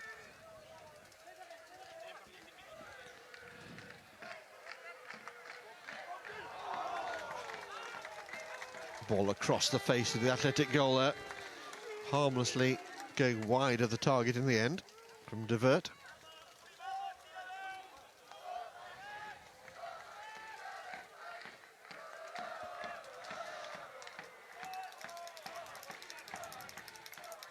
Malgotha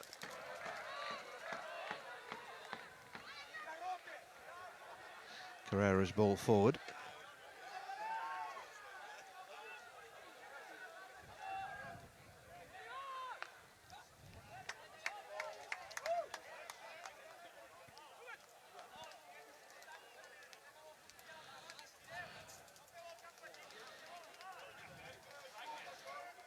Game just going to a slightly more cautious phase here after those early fireworks, and the 2 goals, one for each camp to celebrate.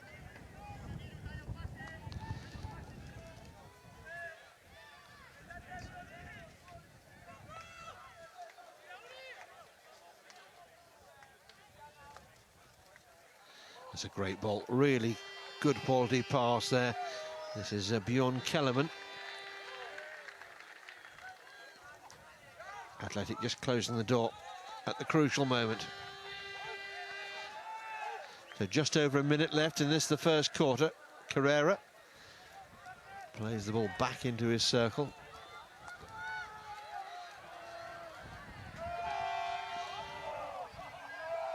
Good interception there by Havenga, but he's lost out. Now Athletic can make some inroads here. Good challenge, as the umpire had a good look at that. You can hear what the Spanish section of the crowd thought about that.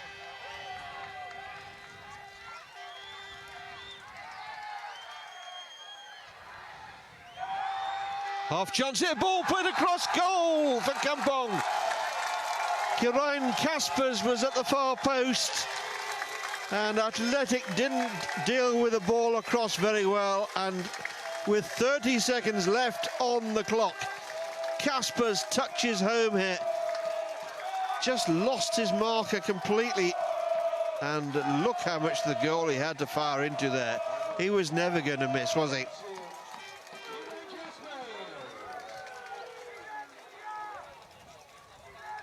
Kaspers delivering the telling touch there, and the Kampong skipper gives his team the lead again.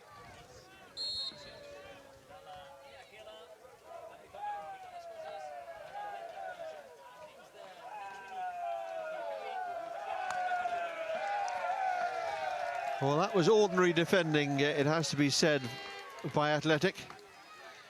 Seemed to be completely unaware of the dangerous Kaspers and just left in the clear. And with only a handful of seconds to go, Kampong launch another attack. Is there time? There might be, you know. Good shot, fine save. Instant shot there from Constantine Jonker. And a very good save, very important save as well. So we reach quarter time here. Yes, just quarter of the game gone. We've already had 3 goals. It's Athletic Terrassa 1, Kampong 2. Well, what a finale to the quarter. It could well have been 3 there. But it's advantage Kampong at quarter time, but there's a long, long way to go in this one yet. Teams will take a short break, during which we will bring you the highlights of that pulsating first quarter of an hour's action.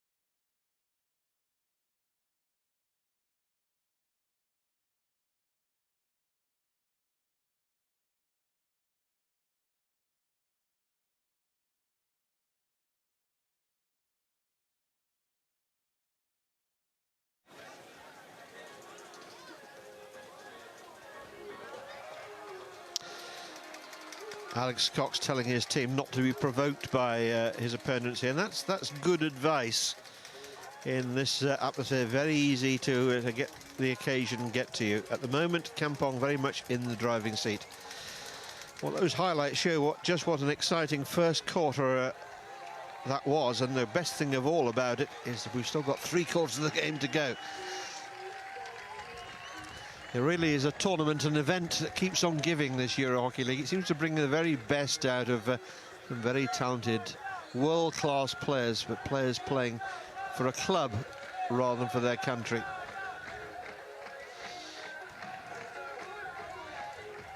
Our broadcast going out to over 70 countries worldwide, which shows that the appeal of the Euro Hockey League extends far beyond the European boundaries. Wonderful that we have viewers in Australia, in Asia, in South Africa.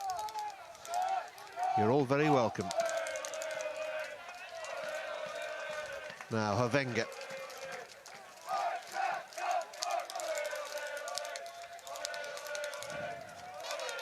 Athletic just sitting back, allowing Kampong possession here at the start of this second quarter of play. That late save from the goalkeeper, so important.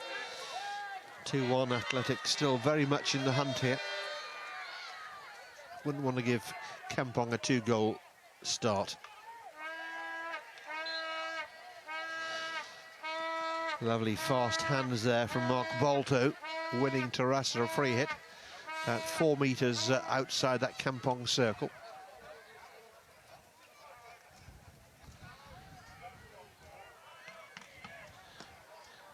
And Davy Hart meets that with a very, very solid right foot. Hart beaten by a spectacular goal from Danny Malgotha. Putting it away backhand at the net. Back over his shoulder and beyond Davy Hart. Davy Hart will be in action in goal for Ireland in Rio. Much anticipated Olympic tournament out there, with Ireland making a long-awaited appearance.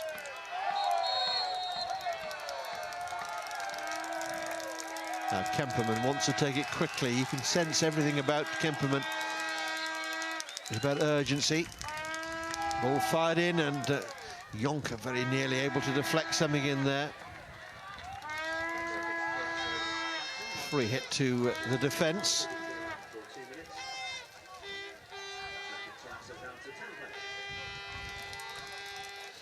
They do like to play the ball back through the goalkeeper, keeps him in the game. The other thing we'll need to keep an eye on with Athletic Terrassa, they do like to change their goalkeeper at half-time. They've got young Mark Calzada, very much the future. And he's being mentored at the moment by Paul Garcia-Gascon, who tends to play in the first half and then makes way for the young man at half-time. Can catch us out, but we'll try and keep an eye, see whether that's the tactic for today. Now Devine, that's a lovely ball. Kampong work, oh, that's wonderful. What a finish there from Bjorn Kellerman, throwing himself at the ball. It was a well-struck ball in from Stuart de Wert, who is having a lot of success on the right-hand side. But what a stunning tip-in goal there. Well, they could have had both goalkeepers in the net and they wouldn't have stopped that one. What a wonderful goal. De Wert, head up, knew exactly where he wanted to put it and executed the pass to perfection. Well, very little any goalkeeper could do about that. Wonderful finish there. Bjorn Kellerman saw it early and committed to the tip-in. Wonderful, wonderful goal.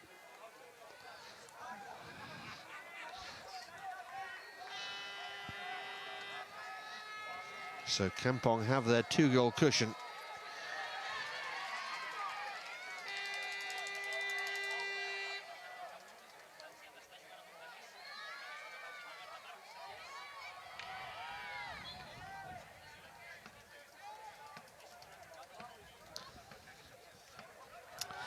Well, it's certainly advantage the men from Utrecht at the moment. But they've got to face up to a free hit here. Some of the Athletic Terrassa supporters are baying there for a penalty corner. It was just inside, or was it? No, just outside the 23, and that may well have saved Kampong. Ball drilled in, but in the air, lifted towards Eric Bowens.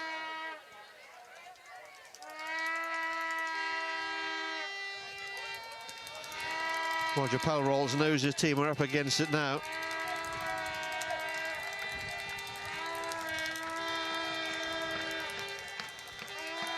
Palrolls has had a 7-year tenure as the head coach of Terrassa, but steps down for personal reasons. Quite a long stint that at this elite level. The Wenger, oh, lovely.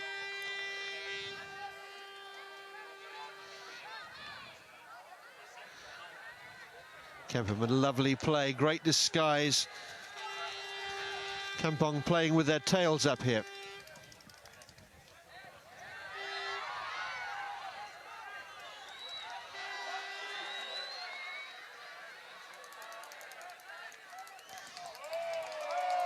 Nice work by Devine. Kemperman again plays it inside.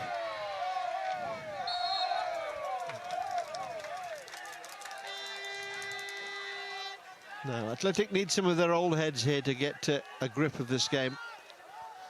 And just to tighten up at the back and to try and launch a few attacks going forward. At the moment, it's very much in Kampong's hands.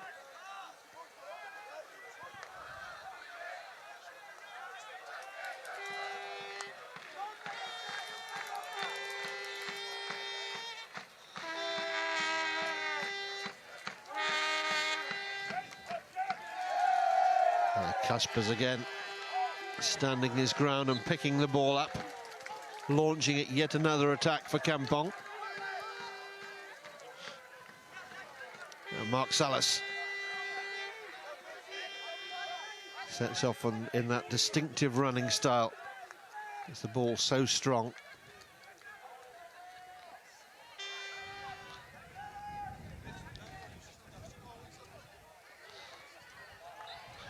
Another deflection for the Davy Hart. This time the big keeper kept it out anyway, but the whistle had already gone. Ball lifted across the face of the goal there. Kemperman.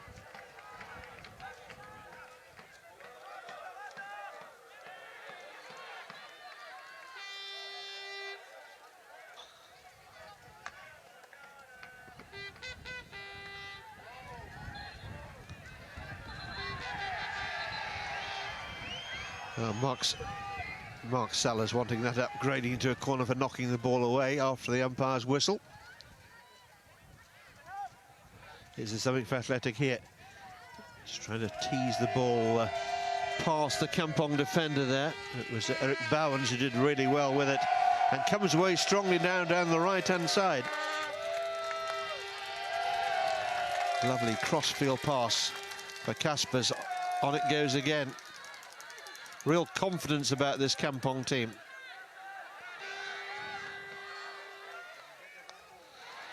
Finished third in the Dutch competition this year, behind Oranjezwaard, who will become Oranje Road for next season, and Amsterdam, so already qualified for next year's Euro Hockey League. But they've come here to Barcelona in the hope that they may come back next year as the defending champions. Merlenbroek.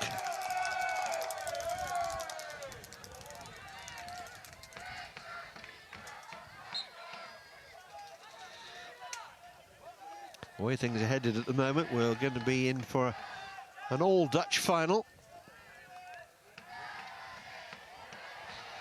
And a bronze medal game between two clubs who favour the colours yellow and black.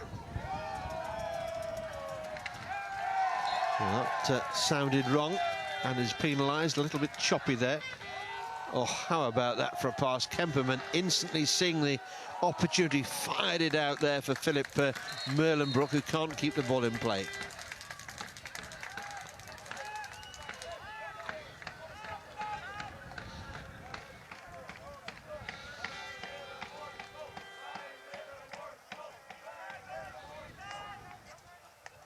Wonderful pass that from Kemperman. Unfortunately, the quality of the trap didn't mirror the vision to provide the pass. Would have given its moment in the sun.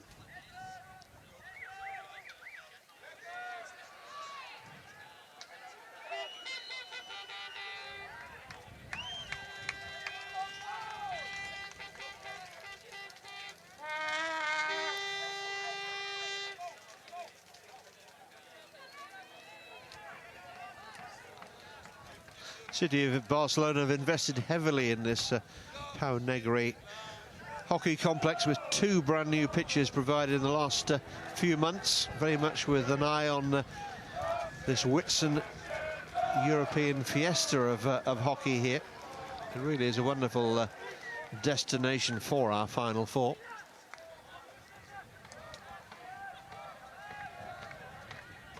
Carrera gets the ball wide on the right-hand side, and ball just flicking up the flat side of the stick and striking the rounded side, which is not allowed. Kemperman again. Goes one way, then the other, then fires another one of those spectacular crossfield passes.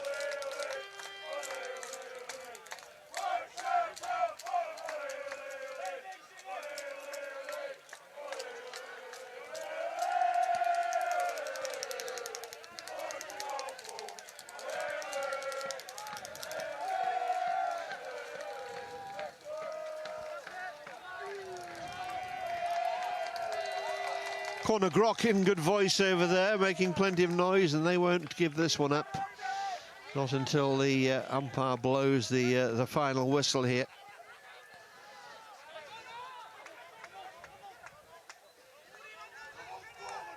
Now Ramon Alegre, 35 today, which makes him a veteran. Veterans are getting younger, I find. Oh, that's a good steal, really good jab tackle there by Santi Morea. 4 minutes left in this first half, coming towards the end of the second quarter now. Into the circle it goes. Lovely work here by Athletic. Davy Hart coming away from his near post. Long corner. Martin Madden very much in a Rio mode at the moment. A lot of work for the umpires to make sure that they'll be officiating in the Olympic Games in tip-top physical condition.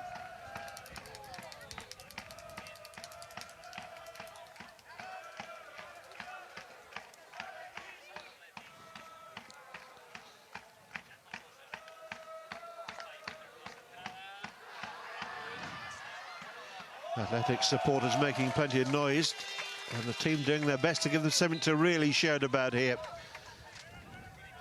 Free hit for the foot. This is a good strong run. And Kampong just about coping there. Wenger comes, can't get it down the touchline. Good attempt. Oh, very well cut off indeed there by Athletic.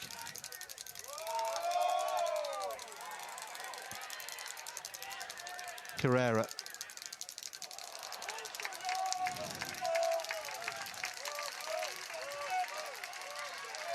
Looking for Ignacy Fresher there.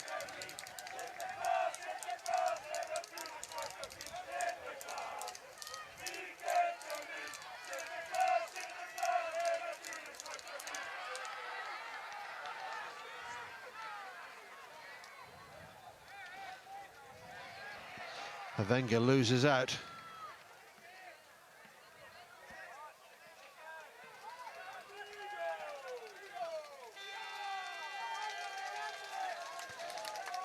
Two minutes left in the first half. Is there something for Athletic before the end? Give them a real hope going into half-time. At the moment, they're chasing a 2-goal deficit. If they could halve that before the break, it might make for a very more comfortable half-time discussion. Jorge Carrera there with that trademark white headband. Kampong just taking a little bit of pace out of the game. Hot day here in Barcelona. Draining conditions for the players, but rather enjoyable for the spectators. Wenger.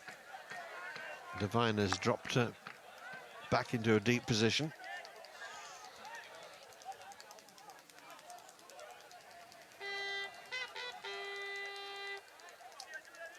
Not much that Athletic can do about this. They need the ball. Devine again. Kemperman again with those lovely balls.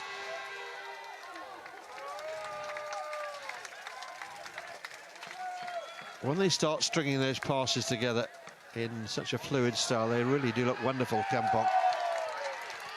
Ramon Allegri had to put a good solid challenge in. This is Athletic going forward again. And what's the umpire given? He's given a free hit outside the circle. For the first connection.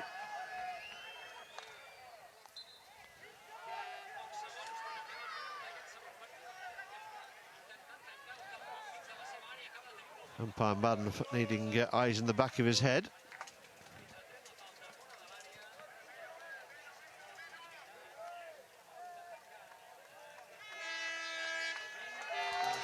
Well, a hooter just about heard above the noise of the crowd here brings us to half-time as we look back on that last surging run.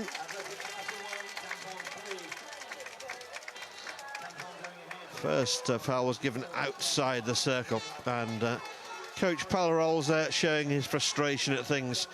So half-time here on Montjuic, and Kampong have the lead. It's Athletic Terrassa 1.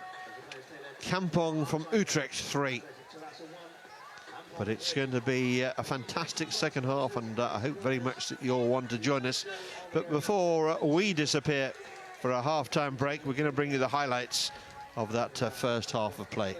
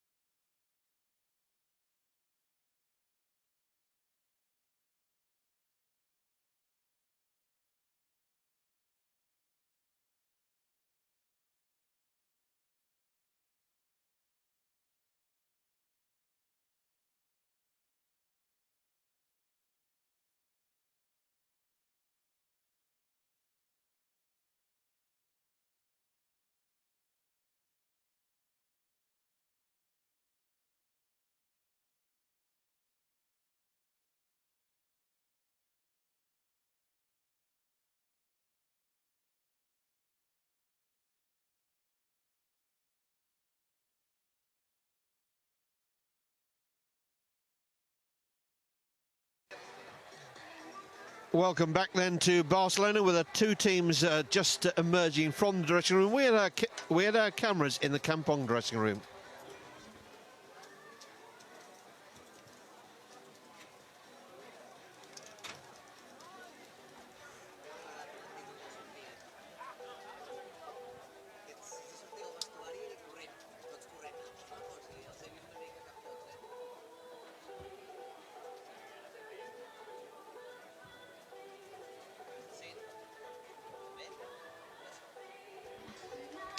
Alex Cox there telling his team not to be distracted from the game plan.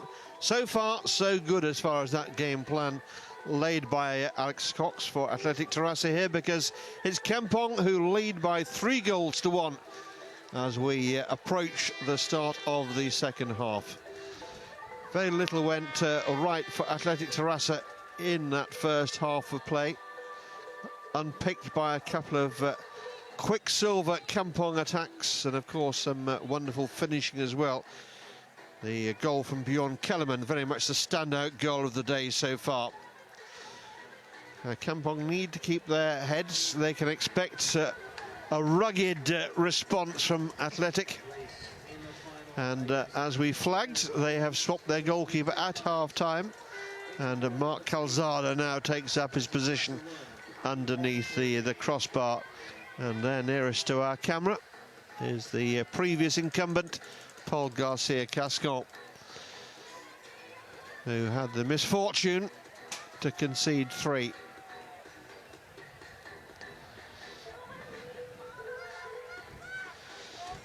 Roger Pulrolls will know his team are really up against it here, and they're going to have to dig very deep into their reserves of self-belief and draw inspiration from their crowd. They're attacking the end where most of the Athletic Terrassa spectators have based themselves.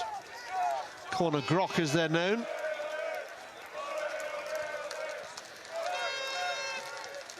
But at the moment it's the Kampong support who've journeyed from the Netherlands, from Utrecht, to get their team over the line here, who are very much in control of the situation.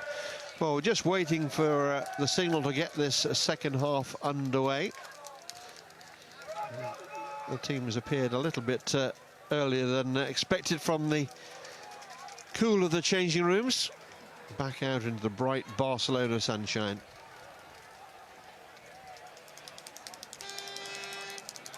The stadium named after Pablo Negre, a former president of European hockey, who crammed so much into a very short life, died too young back in 1972, and also a member of the Spanish Olympic Committee.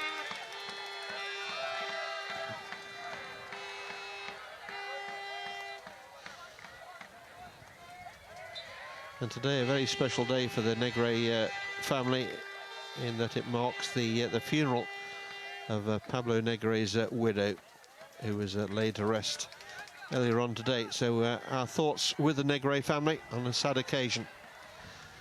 Now Athletic trying to get a second goal and reduce the arrears right at the start of the second half. Nothing to hold back for now. They've got to go for broke. They're sure to leave gaps, and they'll know the dangers that this skillful Kampong team will create. So good on the counter. Albert Beltran trying to twist his way through. Now Jonker just drifting out towards this left-hand side.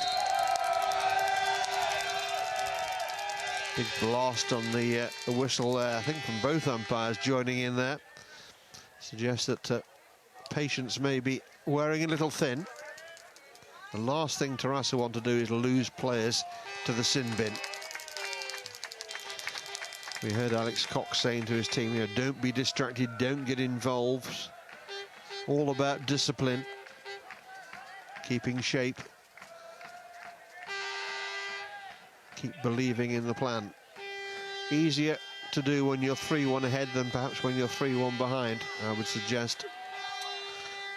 That's a lovely ball out to the right-hand side. Guerrero plays it back through Marc Pujal. Calzada kicks casually out to Carrera. Pujal again. Good closing there by Kellerman with those bright orange shoes of his. Oh, that's a painful one. Ball played up in the air, and it's caught the Kampong player. Banging on the turf there.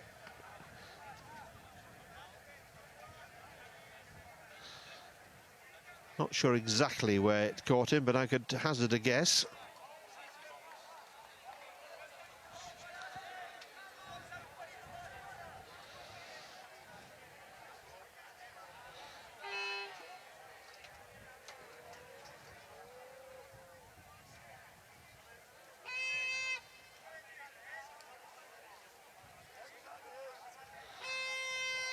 It's caught him round about the inside of that right knee, actually. So it could have been worse, but very, very painful. Always such a vulnerable area.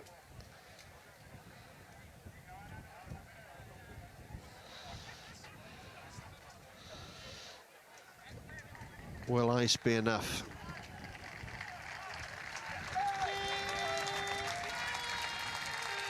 Well, Karain Kasper's the captain, of course, of Kampong. Ended up wearing that one, very painful indeed. He's going to be assisted round to the team bench,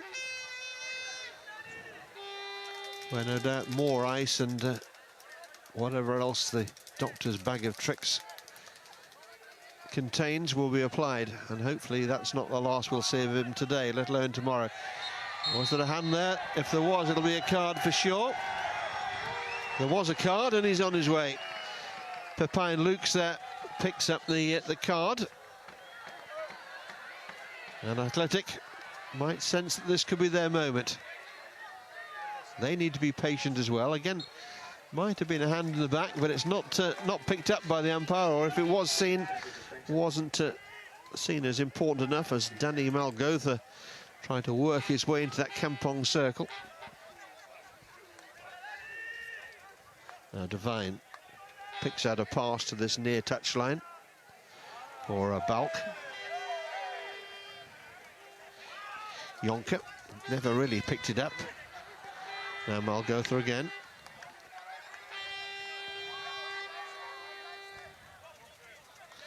Terrassa with a one-man advantage.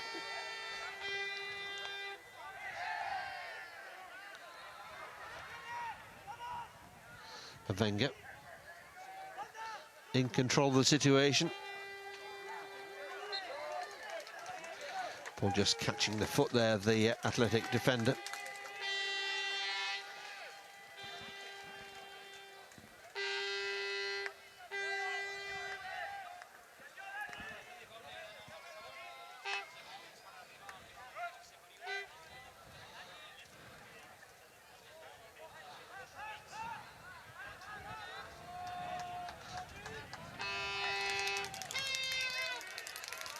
No way through this time for Kampong.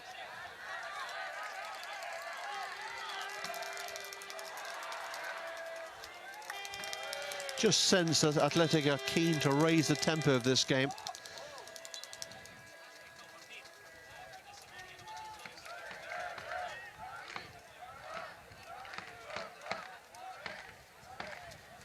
Bowens. Devine. Merlenbrook. Long corner won there by Philip Merlenbrook.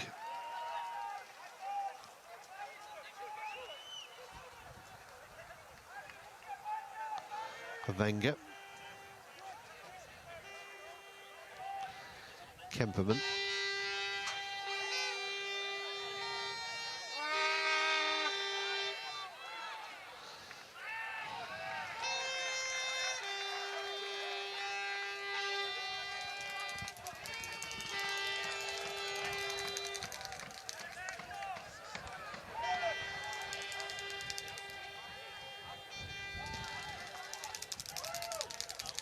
Good shape this from Kampong down that right-hand side.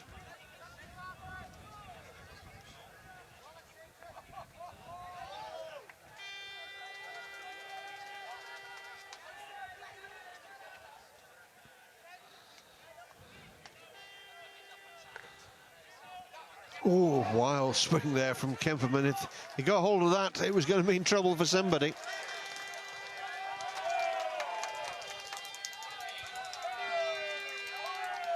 Balk plays it for Jonker. Jonker just trying to open up the defender, then play the ball into a foot, but well defended there by Athletic. Beltran on the run here. No support. He's got to go solo. Gets himself into the circle. Not a great angle for a shot. Pulls it back. And, well, the Athletic Terrassa player there writhing around on the floor, trying to suggest to the umpire that he was taken out as that ball flashed across the face.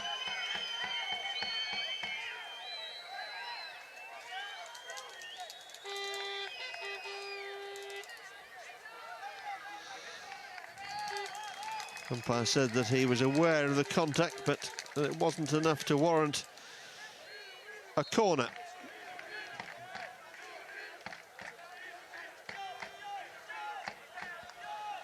Not sure where the writhing came from.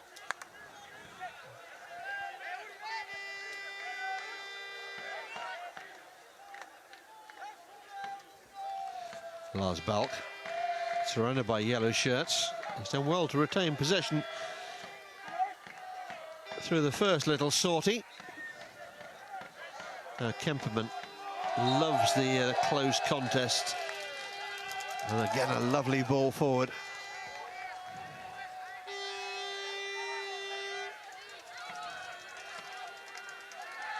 Rob Kemperman is sure to be one of the stars of Rio. Hockey again will have a stellar cast out there. And both the men's and the women's competitions will be fiercely contested.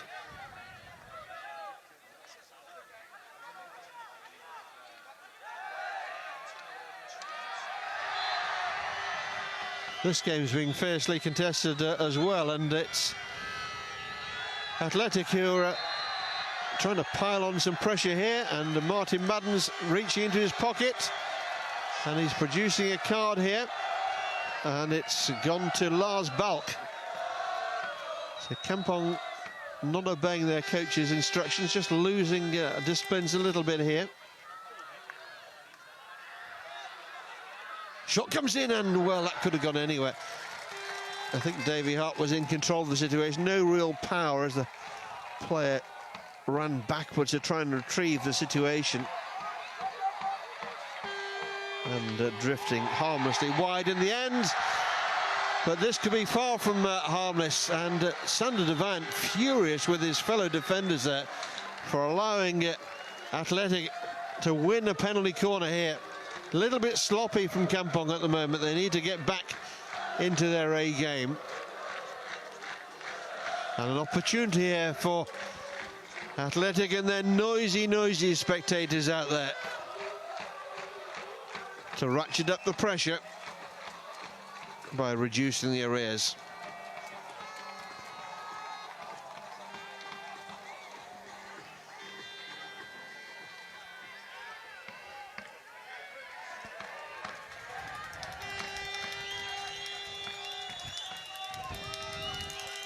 Out it comes. A nice little interchange. Salas. Oh, very well defended indeed. Kampong seem to know what to expect there. Athletic perhaps don't have the sort of devastating drag flicker that most top sides possess, so they have to look to other well-worked routines to unlock a defence from the penalty corner.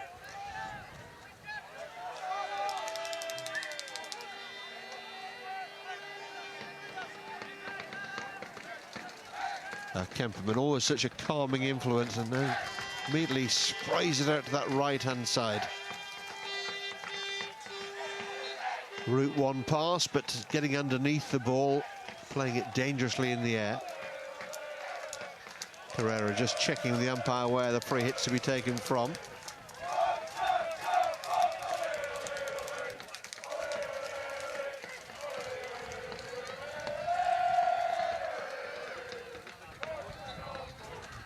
Malgoza hoping against hope there might be something there for him. Let's watch that corner again.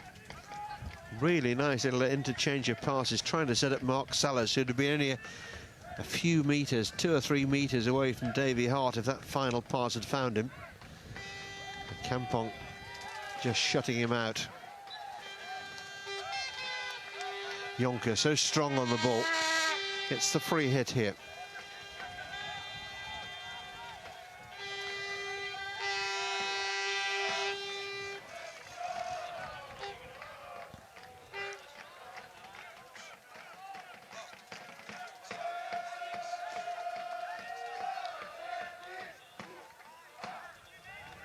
Sideline ball for Kampong in front of their team bench. Ball bouncing around, chance goal. Well taken there. It's Philip Merlenbrook who was allowed again to get in behind the Athletic defence. And when the ball came to him, Merlenbrook was able to fire it home. Well, sloppy defending there after all that good work from Athletic. And again, it really is ordinary defending. Drawn to the ball and leaving Merlenbrook there with the easiest of tasks to force it past young Mark Calzada in the Athletic net. 4-1 now to Kampong, and surely we're going to be looking at an all-Dutch final tomorrow.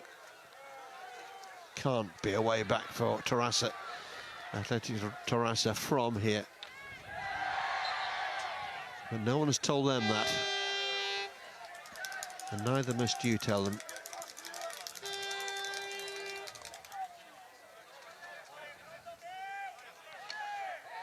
Mark Torrente.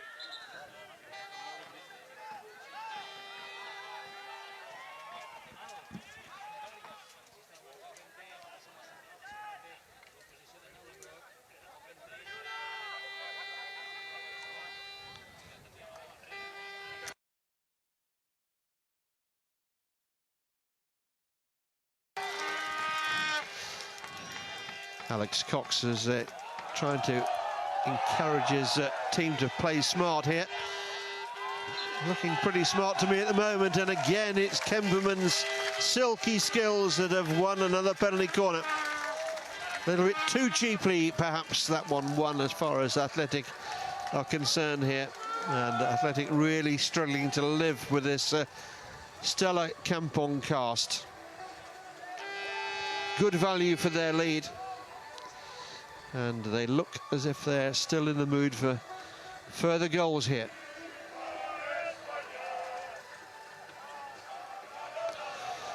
They demolished Hargeisa from Wassenaar in the Dutch playoffs recently to secure the all-important 3rd place. And with it, the Euro Hockey League berth for next season.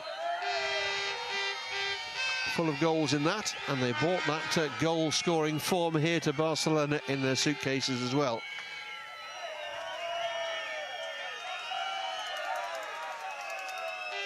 And Martin Madden is showing a card here to, I think it's to Danny Malgotha. Not prepared in time. Seems to be the thinking behind that. Well, that's further evidence of real sloppiness from Terrassa, who have to now defend a man short, and there's no defending that. Havenga with his 2nd, Kampong with their 5th. And I think we can safely say we know our 2nd finalists for tomorrow now. Athletic are falling away rather badly here.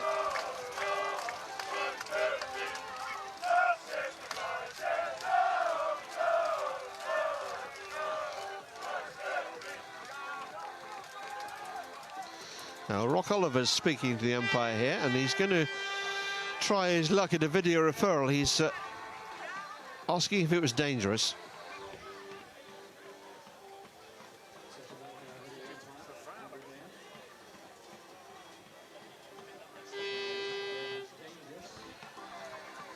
So this will be all about height and whether or not it did strike the defender. Too high, creating a dangerous situation.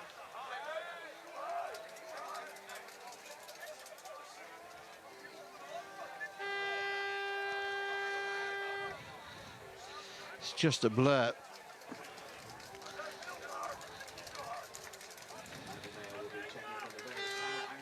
So our video umpire Andy Mayer pouring a suggestion to me that the first man off the line there for Athletic took a bit of a flyer as well.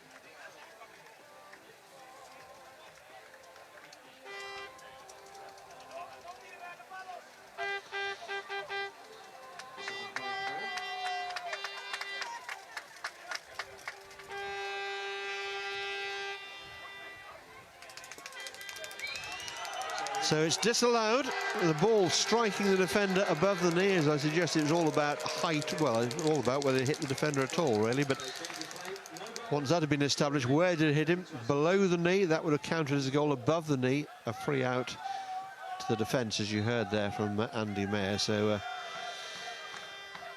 good work, that sorted that one out. And Martijn Havenga is denied a second goal, at least temporarily.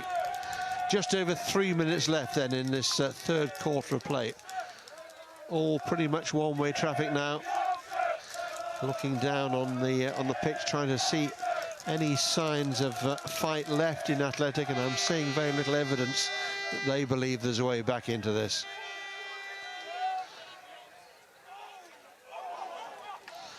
Again, Merlenbrook taking a position in the wide open spaces behind the back line of the Athletic defence.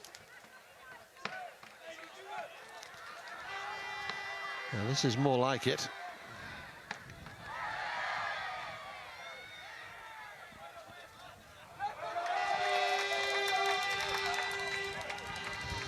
Pepijn Lukes feeds the ball out to this left-hand side now for Kellerman. That's a lovely ball in!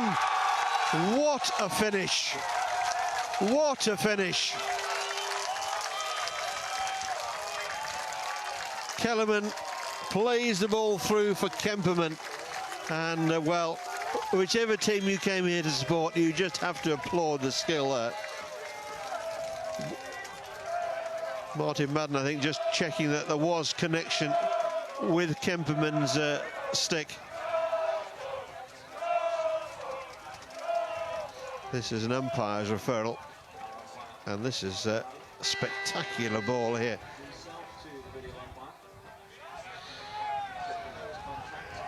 Kemperman colliding with Calzada.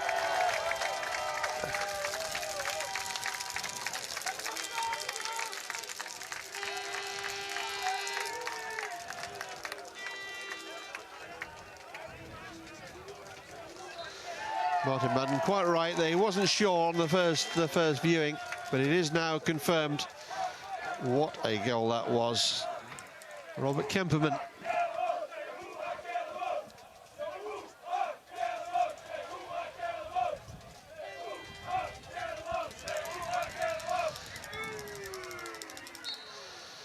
Well, if Amsterdam are watching this game, and I'm sure they are, they know they're going to be in a real fight tomorrow against an old rival. Kampong did really well to make it into the Dutch playoffs at all. They had a poor start to the season, largely due to a whole series of injuries, but finished really strongly. As low as 7th at one point, but finished in the playoffs and then gaining 3rd place.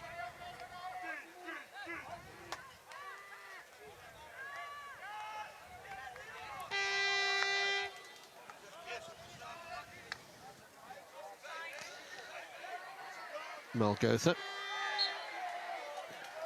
trying to get some change out of Havenga.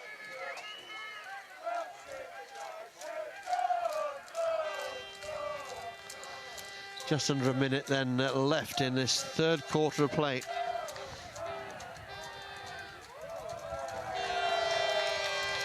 Now Jonker.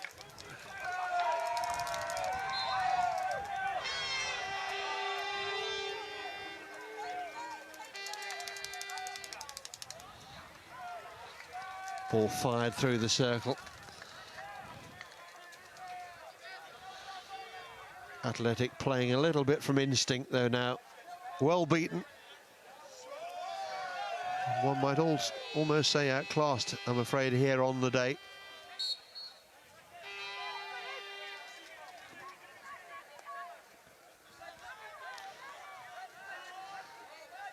Mark Sellers, who's been unable really to have too great an influence on the game, but still driving forward. This will be hurting Athletic really well in front of their home support. And they've got 15 minutes still to endure here. They trail by a very convincing scoreline. It's Athletic Terrasso 1, Kampong 5 with 15 minutes to go. And Kampong are home and hosed, I would suggest.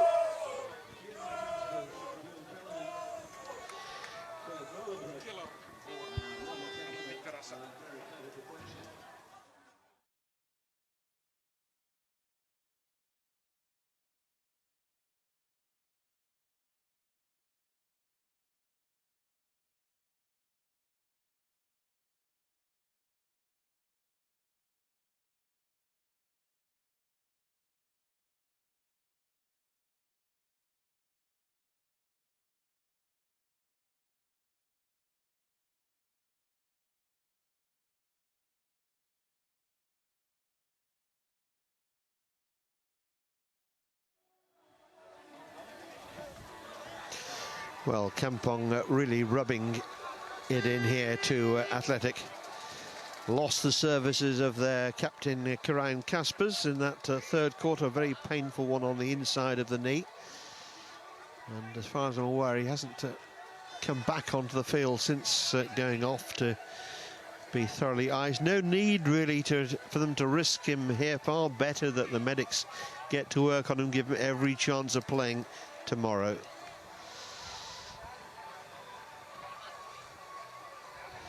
Don't worry, it's not raining, but a very effective shade against a strong Catalan sun here.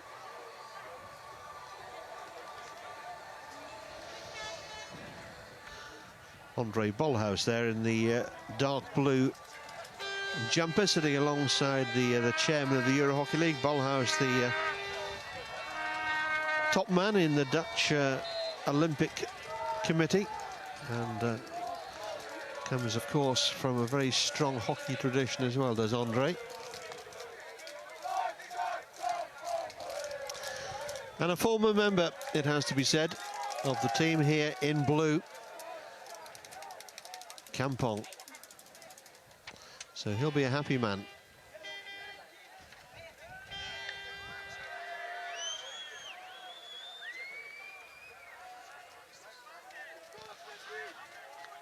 Athletic playing for pride as much as anything else now. No way back into this game. But they'd like to finish with their tails up if they can. And that'll be a penalty corner. Again, the challenge in the back from Martijn Havenga.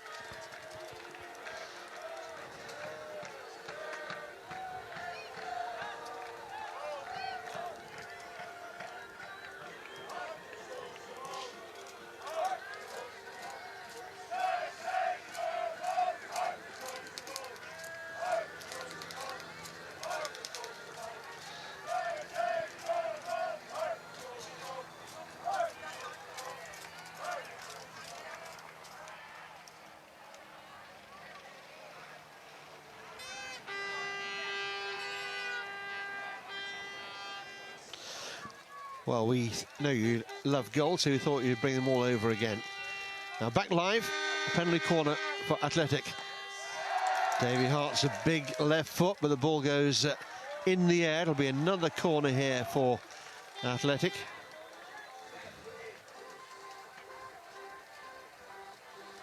Salah's taking the shot, no real power on it. Certainly not enough to get past a goalkeeper of the stature of Davy Hart. Athletic being encouraged to get on with it. No 40 seconds hiatus when you have corners in quick succession. Kampong's defence set themselves again.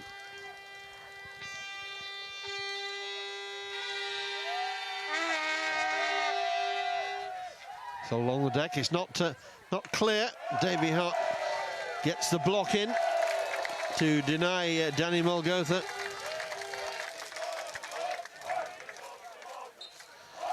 Another painful knock there for a Kampong player. This time it's Sunder Devine.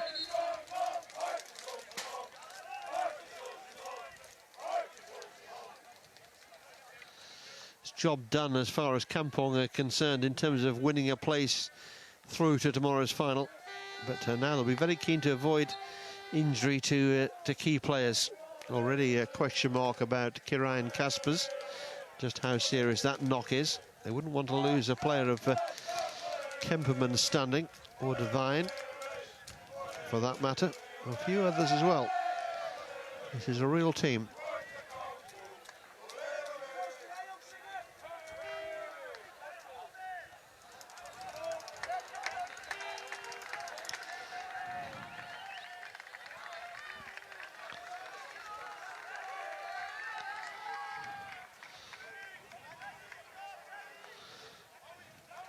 Rogier Van Teck there, the assistant manager of Amsterdam. Doesn't seem to be too concerned what's taking place down the pitch, but I'm sure that Amsterdam will have their cameras trained on this game. Not that they'll need much instruction about how to face Kampong. Two sides who know each other so well already, of course.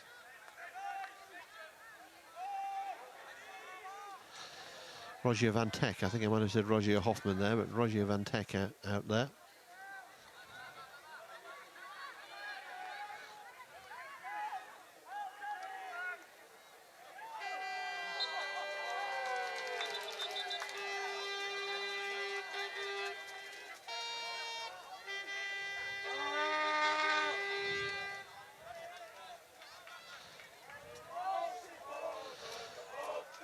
Kampong's a free hit on their own 23-metre line.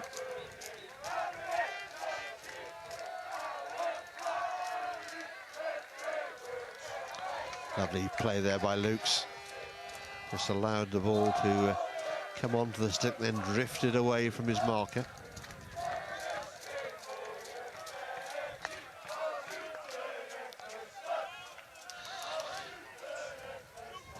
Kampong just rehearsing their songs before tomorrow.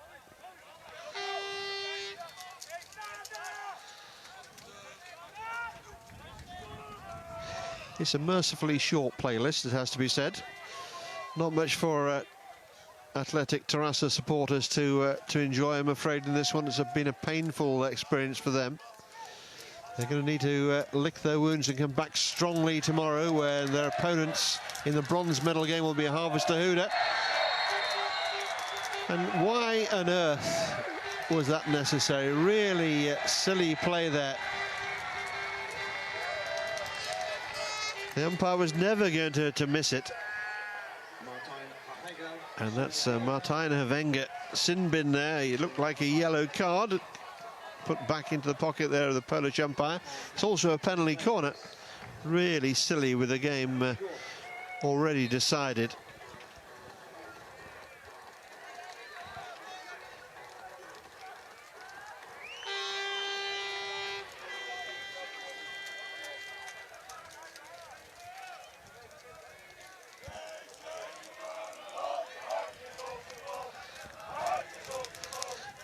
So Athletic set themselves again at the top of the circle, looking for a consolation goal here. Again, they try a routine, but again, there's no way through. Corners haven't come off for Athletic today at all. Well, that's really only half of the story. Outclassed pretty much in every department of the game. Not outrun, in fairness. They've given their all, but their all has just not been good enough to live with this really talented Kampong team, who may well go in tomorrow's final as marginal favourites on what we've seen today.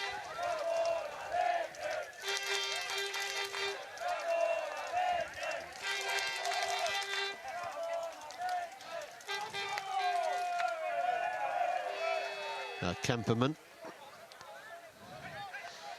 whose control of this game has been absolute.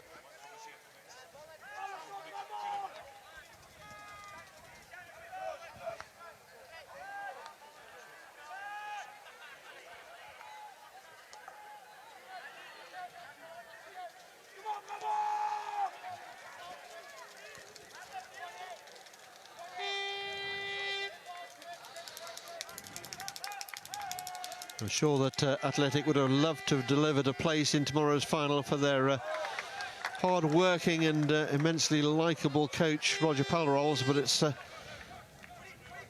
not going to happen.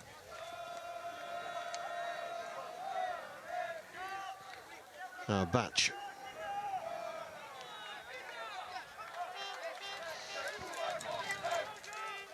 The idea was good, but like so much else today, not really coming off for Athletic.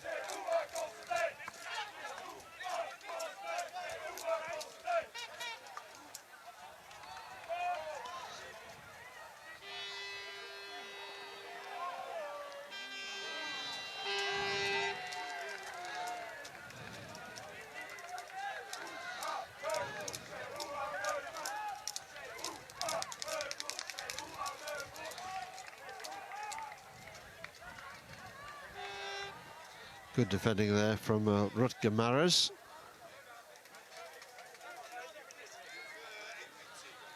Maras again. Chops it away on the reverse stick side.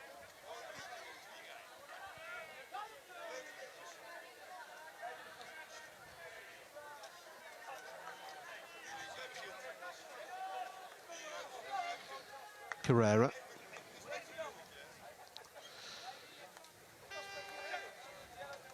Hard to keep going when you know that the win that you craved is going to be denied you.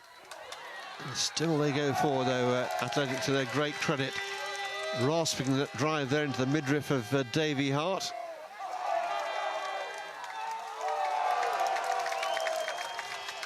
Again, it's a lovely bit of control of the ball now. Jonker drags it away from the first defender. Ball played across the face, and good defending there by Carrera. That could well have been goal number 6 for Kampong. Again, a beautiful pass, accurate pass, pacey pass. Quality written right the way through it.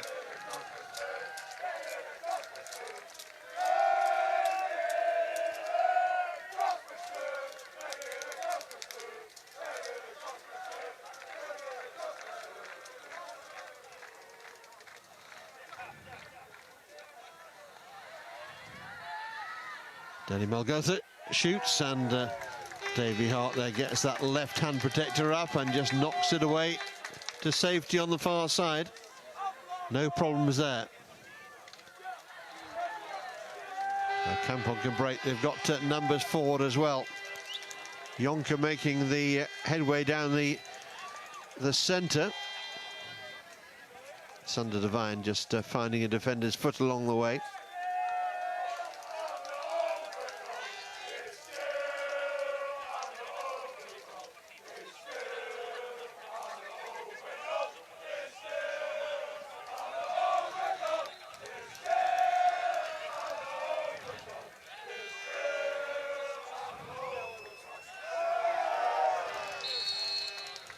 Big blast on the whistle there from Martin Madden. There's that near escape there, and one for the Athletic supporters as well, with Davy Hart standing his ground and taking it around the midriff.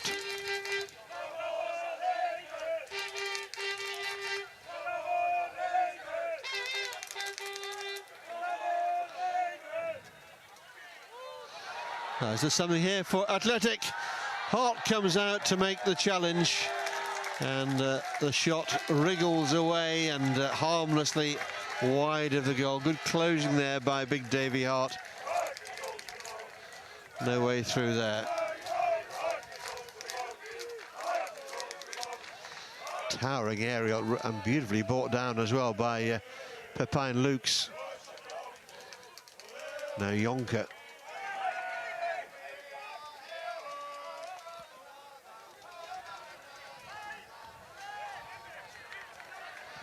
Well, hats off to Athletic. They continue to come forward gamely here, desperately trying to give their spectators reason to feel proud.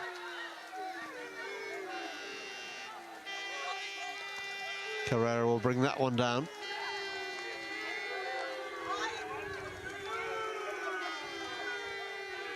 It's not been a bad performance from Athletic. One could be a little critical perhaps of some of the marking and the time they've allowed Kampong in the circle, but let's make no mistake, they've been undone by a Kampong team very much at the top of the game. A couple of absolutely superb goals have been scored along the way. Bjorn Kellerman and Robert Kemperman's efforts, the standouts for me.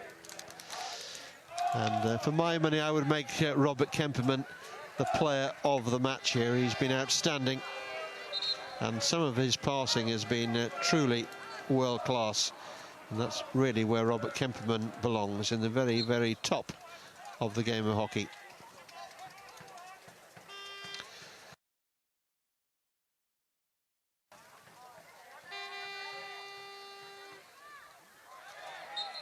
That'll be a penalty corner. The competitor in Kampong can't be denied. They're still arguing the toss with the umpire about whether that was inside or outside.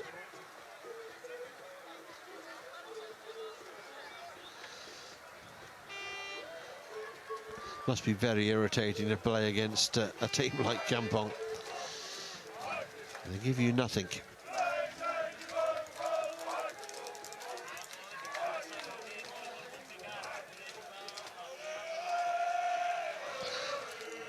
Sander Devine still chuntering away in the direction of Marcin Grokal. But he's ready now.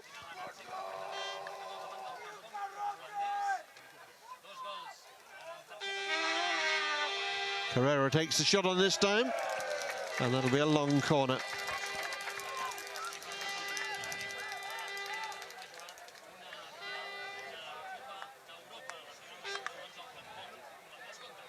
Salah's trying to force that one through, but nothing doing.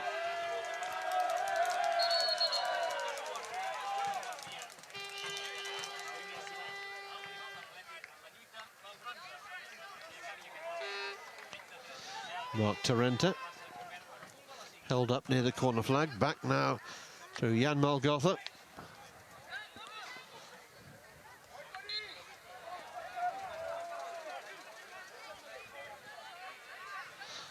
Two and a half minutes left in this one. More pushing and a card. And again, it's to a Kampong player. And the long strides there from Jip Janssen means that he makes across the naughty step in next to no time. And Kampong again down to 10.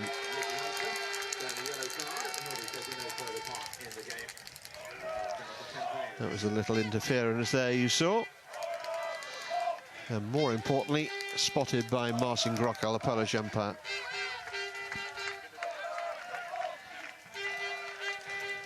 So Jip Janssen sits it out.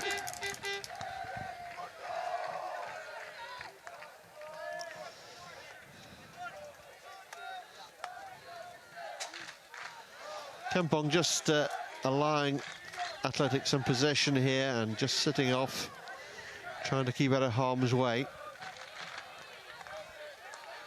All played in his double deflection, and the last deflection took it over the top of Davy Hart and over the top of the crossbar as well. Gutsy performance this from Athletic. Continue to give good value to the support. And they're going to be really gutted at the end of this game. But they all know in their heart of hearts they've fallen well short of their opponents today. But they need to go back to their base for the evening and take stock of what has happened and prepare for a bronze medal game tomorrow. Toronto trying to take on the entire Kampong side there. Well into the last minute now.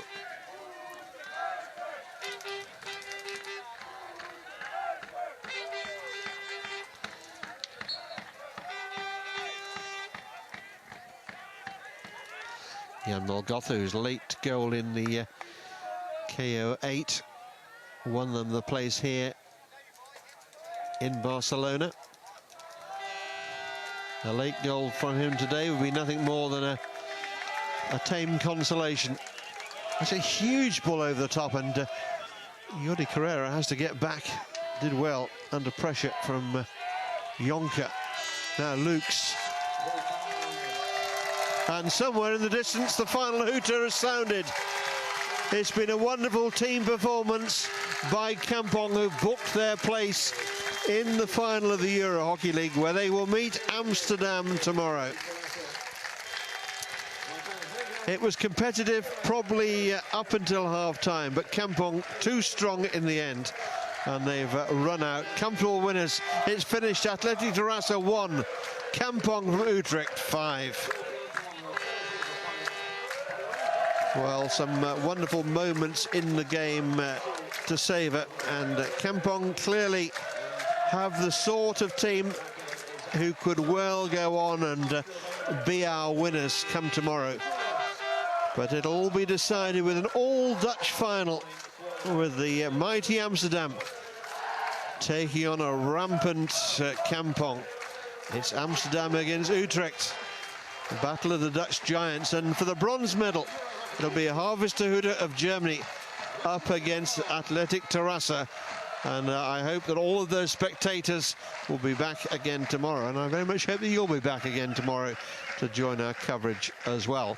But before we depart, we've got some highlights and also an interview with our man of the match, Robert Kemperman.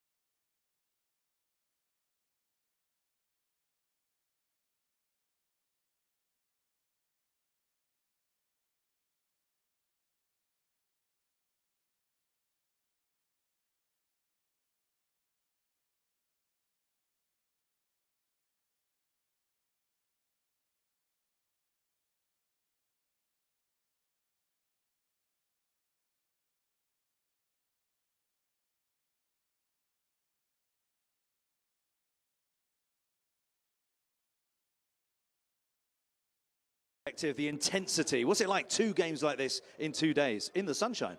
Yeah, it's pretty hard for us. Yeah, it will be a tough match against Amsterdam tomorrow. We face them in the playoffs in the Netherlands for 3 games, so yeah, we'll be a tough match tomorrow as well. Yeah. So what is the secret to beating Amsterdam in the final? It will be a 50-50 game. I think we got a similar style.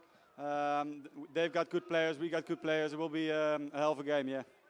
I think you're right. It'll be a hell of a game. Great stuff. Robert Kemmelman, man of the match.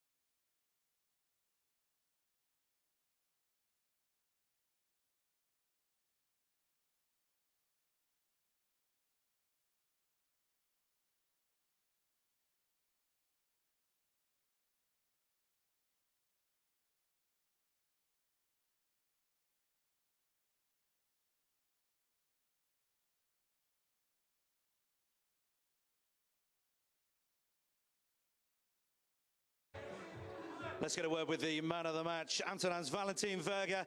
Valentin, what a game. I mean, it's a great game to watch. What was it like to play in? Well, it was a great game with a good atmosphere, and we're really happy that we reached the finals. 3-0 up in no time flat. Did you think you had it in the bag? No, never against the German team. So we are really happy we could finish it with 4-2, so that's awesome. It was an awesome finish in the end, but as you say, there's a German comeback on the cards. When you came out for that fourth quarter, 3-2, did you think, here we go again, they're coming back at you?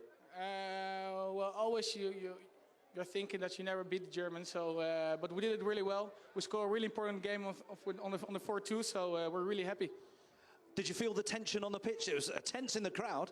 Yeah, it was. It was really good, and I'm really happy that the Amsterdam crowd is here as well, so we're really happy that they're here. And yeah, let's go on the final tomorrow. You had a brilliant first half, then you pulled up with a hamstring. How's your leg? My legs are perfect, so we'll see tomorrow how good I feel. It's nice to have perfect legs, great stuff. So, I mean, how do you see it going in the second semi-final? Obviously, Terrasse, Kampong, how do you see that one playing out? Ooh, good question. I hope it's going to be I don't know. I hope Terrasse, because they're really good guys, but Kampong is a really good team to play against, and the Dutch final is also really good. Go and get some treatment, go and recover, have a great night, and we look forward to a great final. Thank you very much. Valentin Verga, our man of the match. Meter line.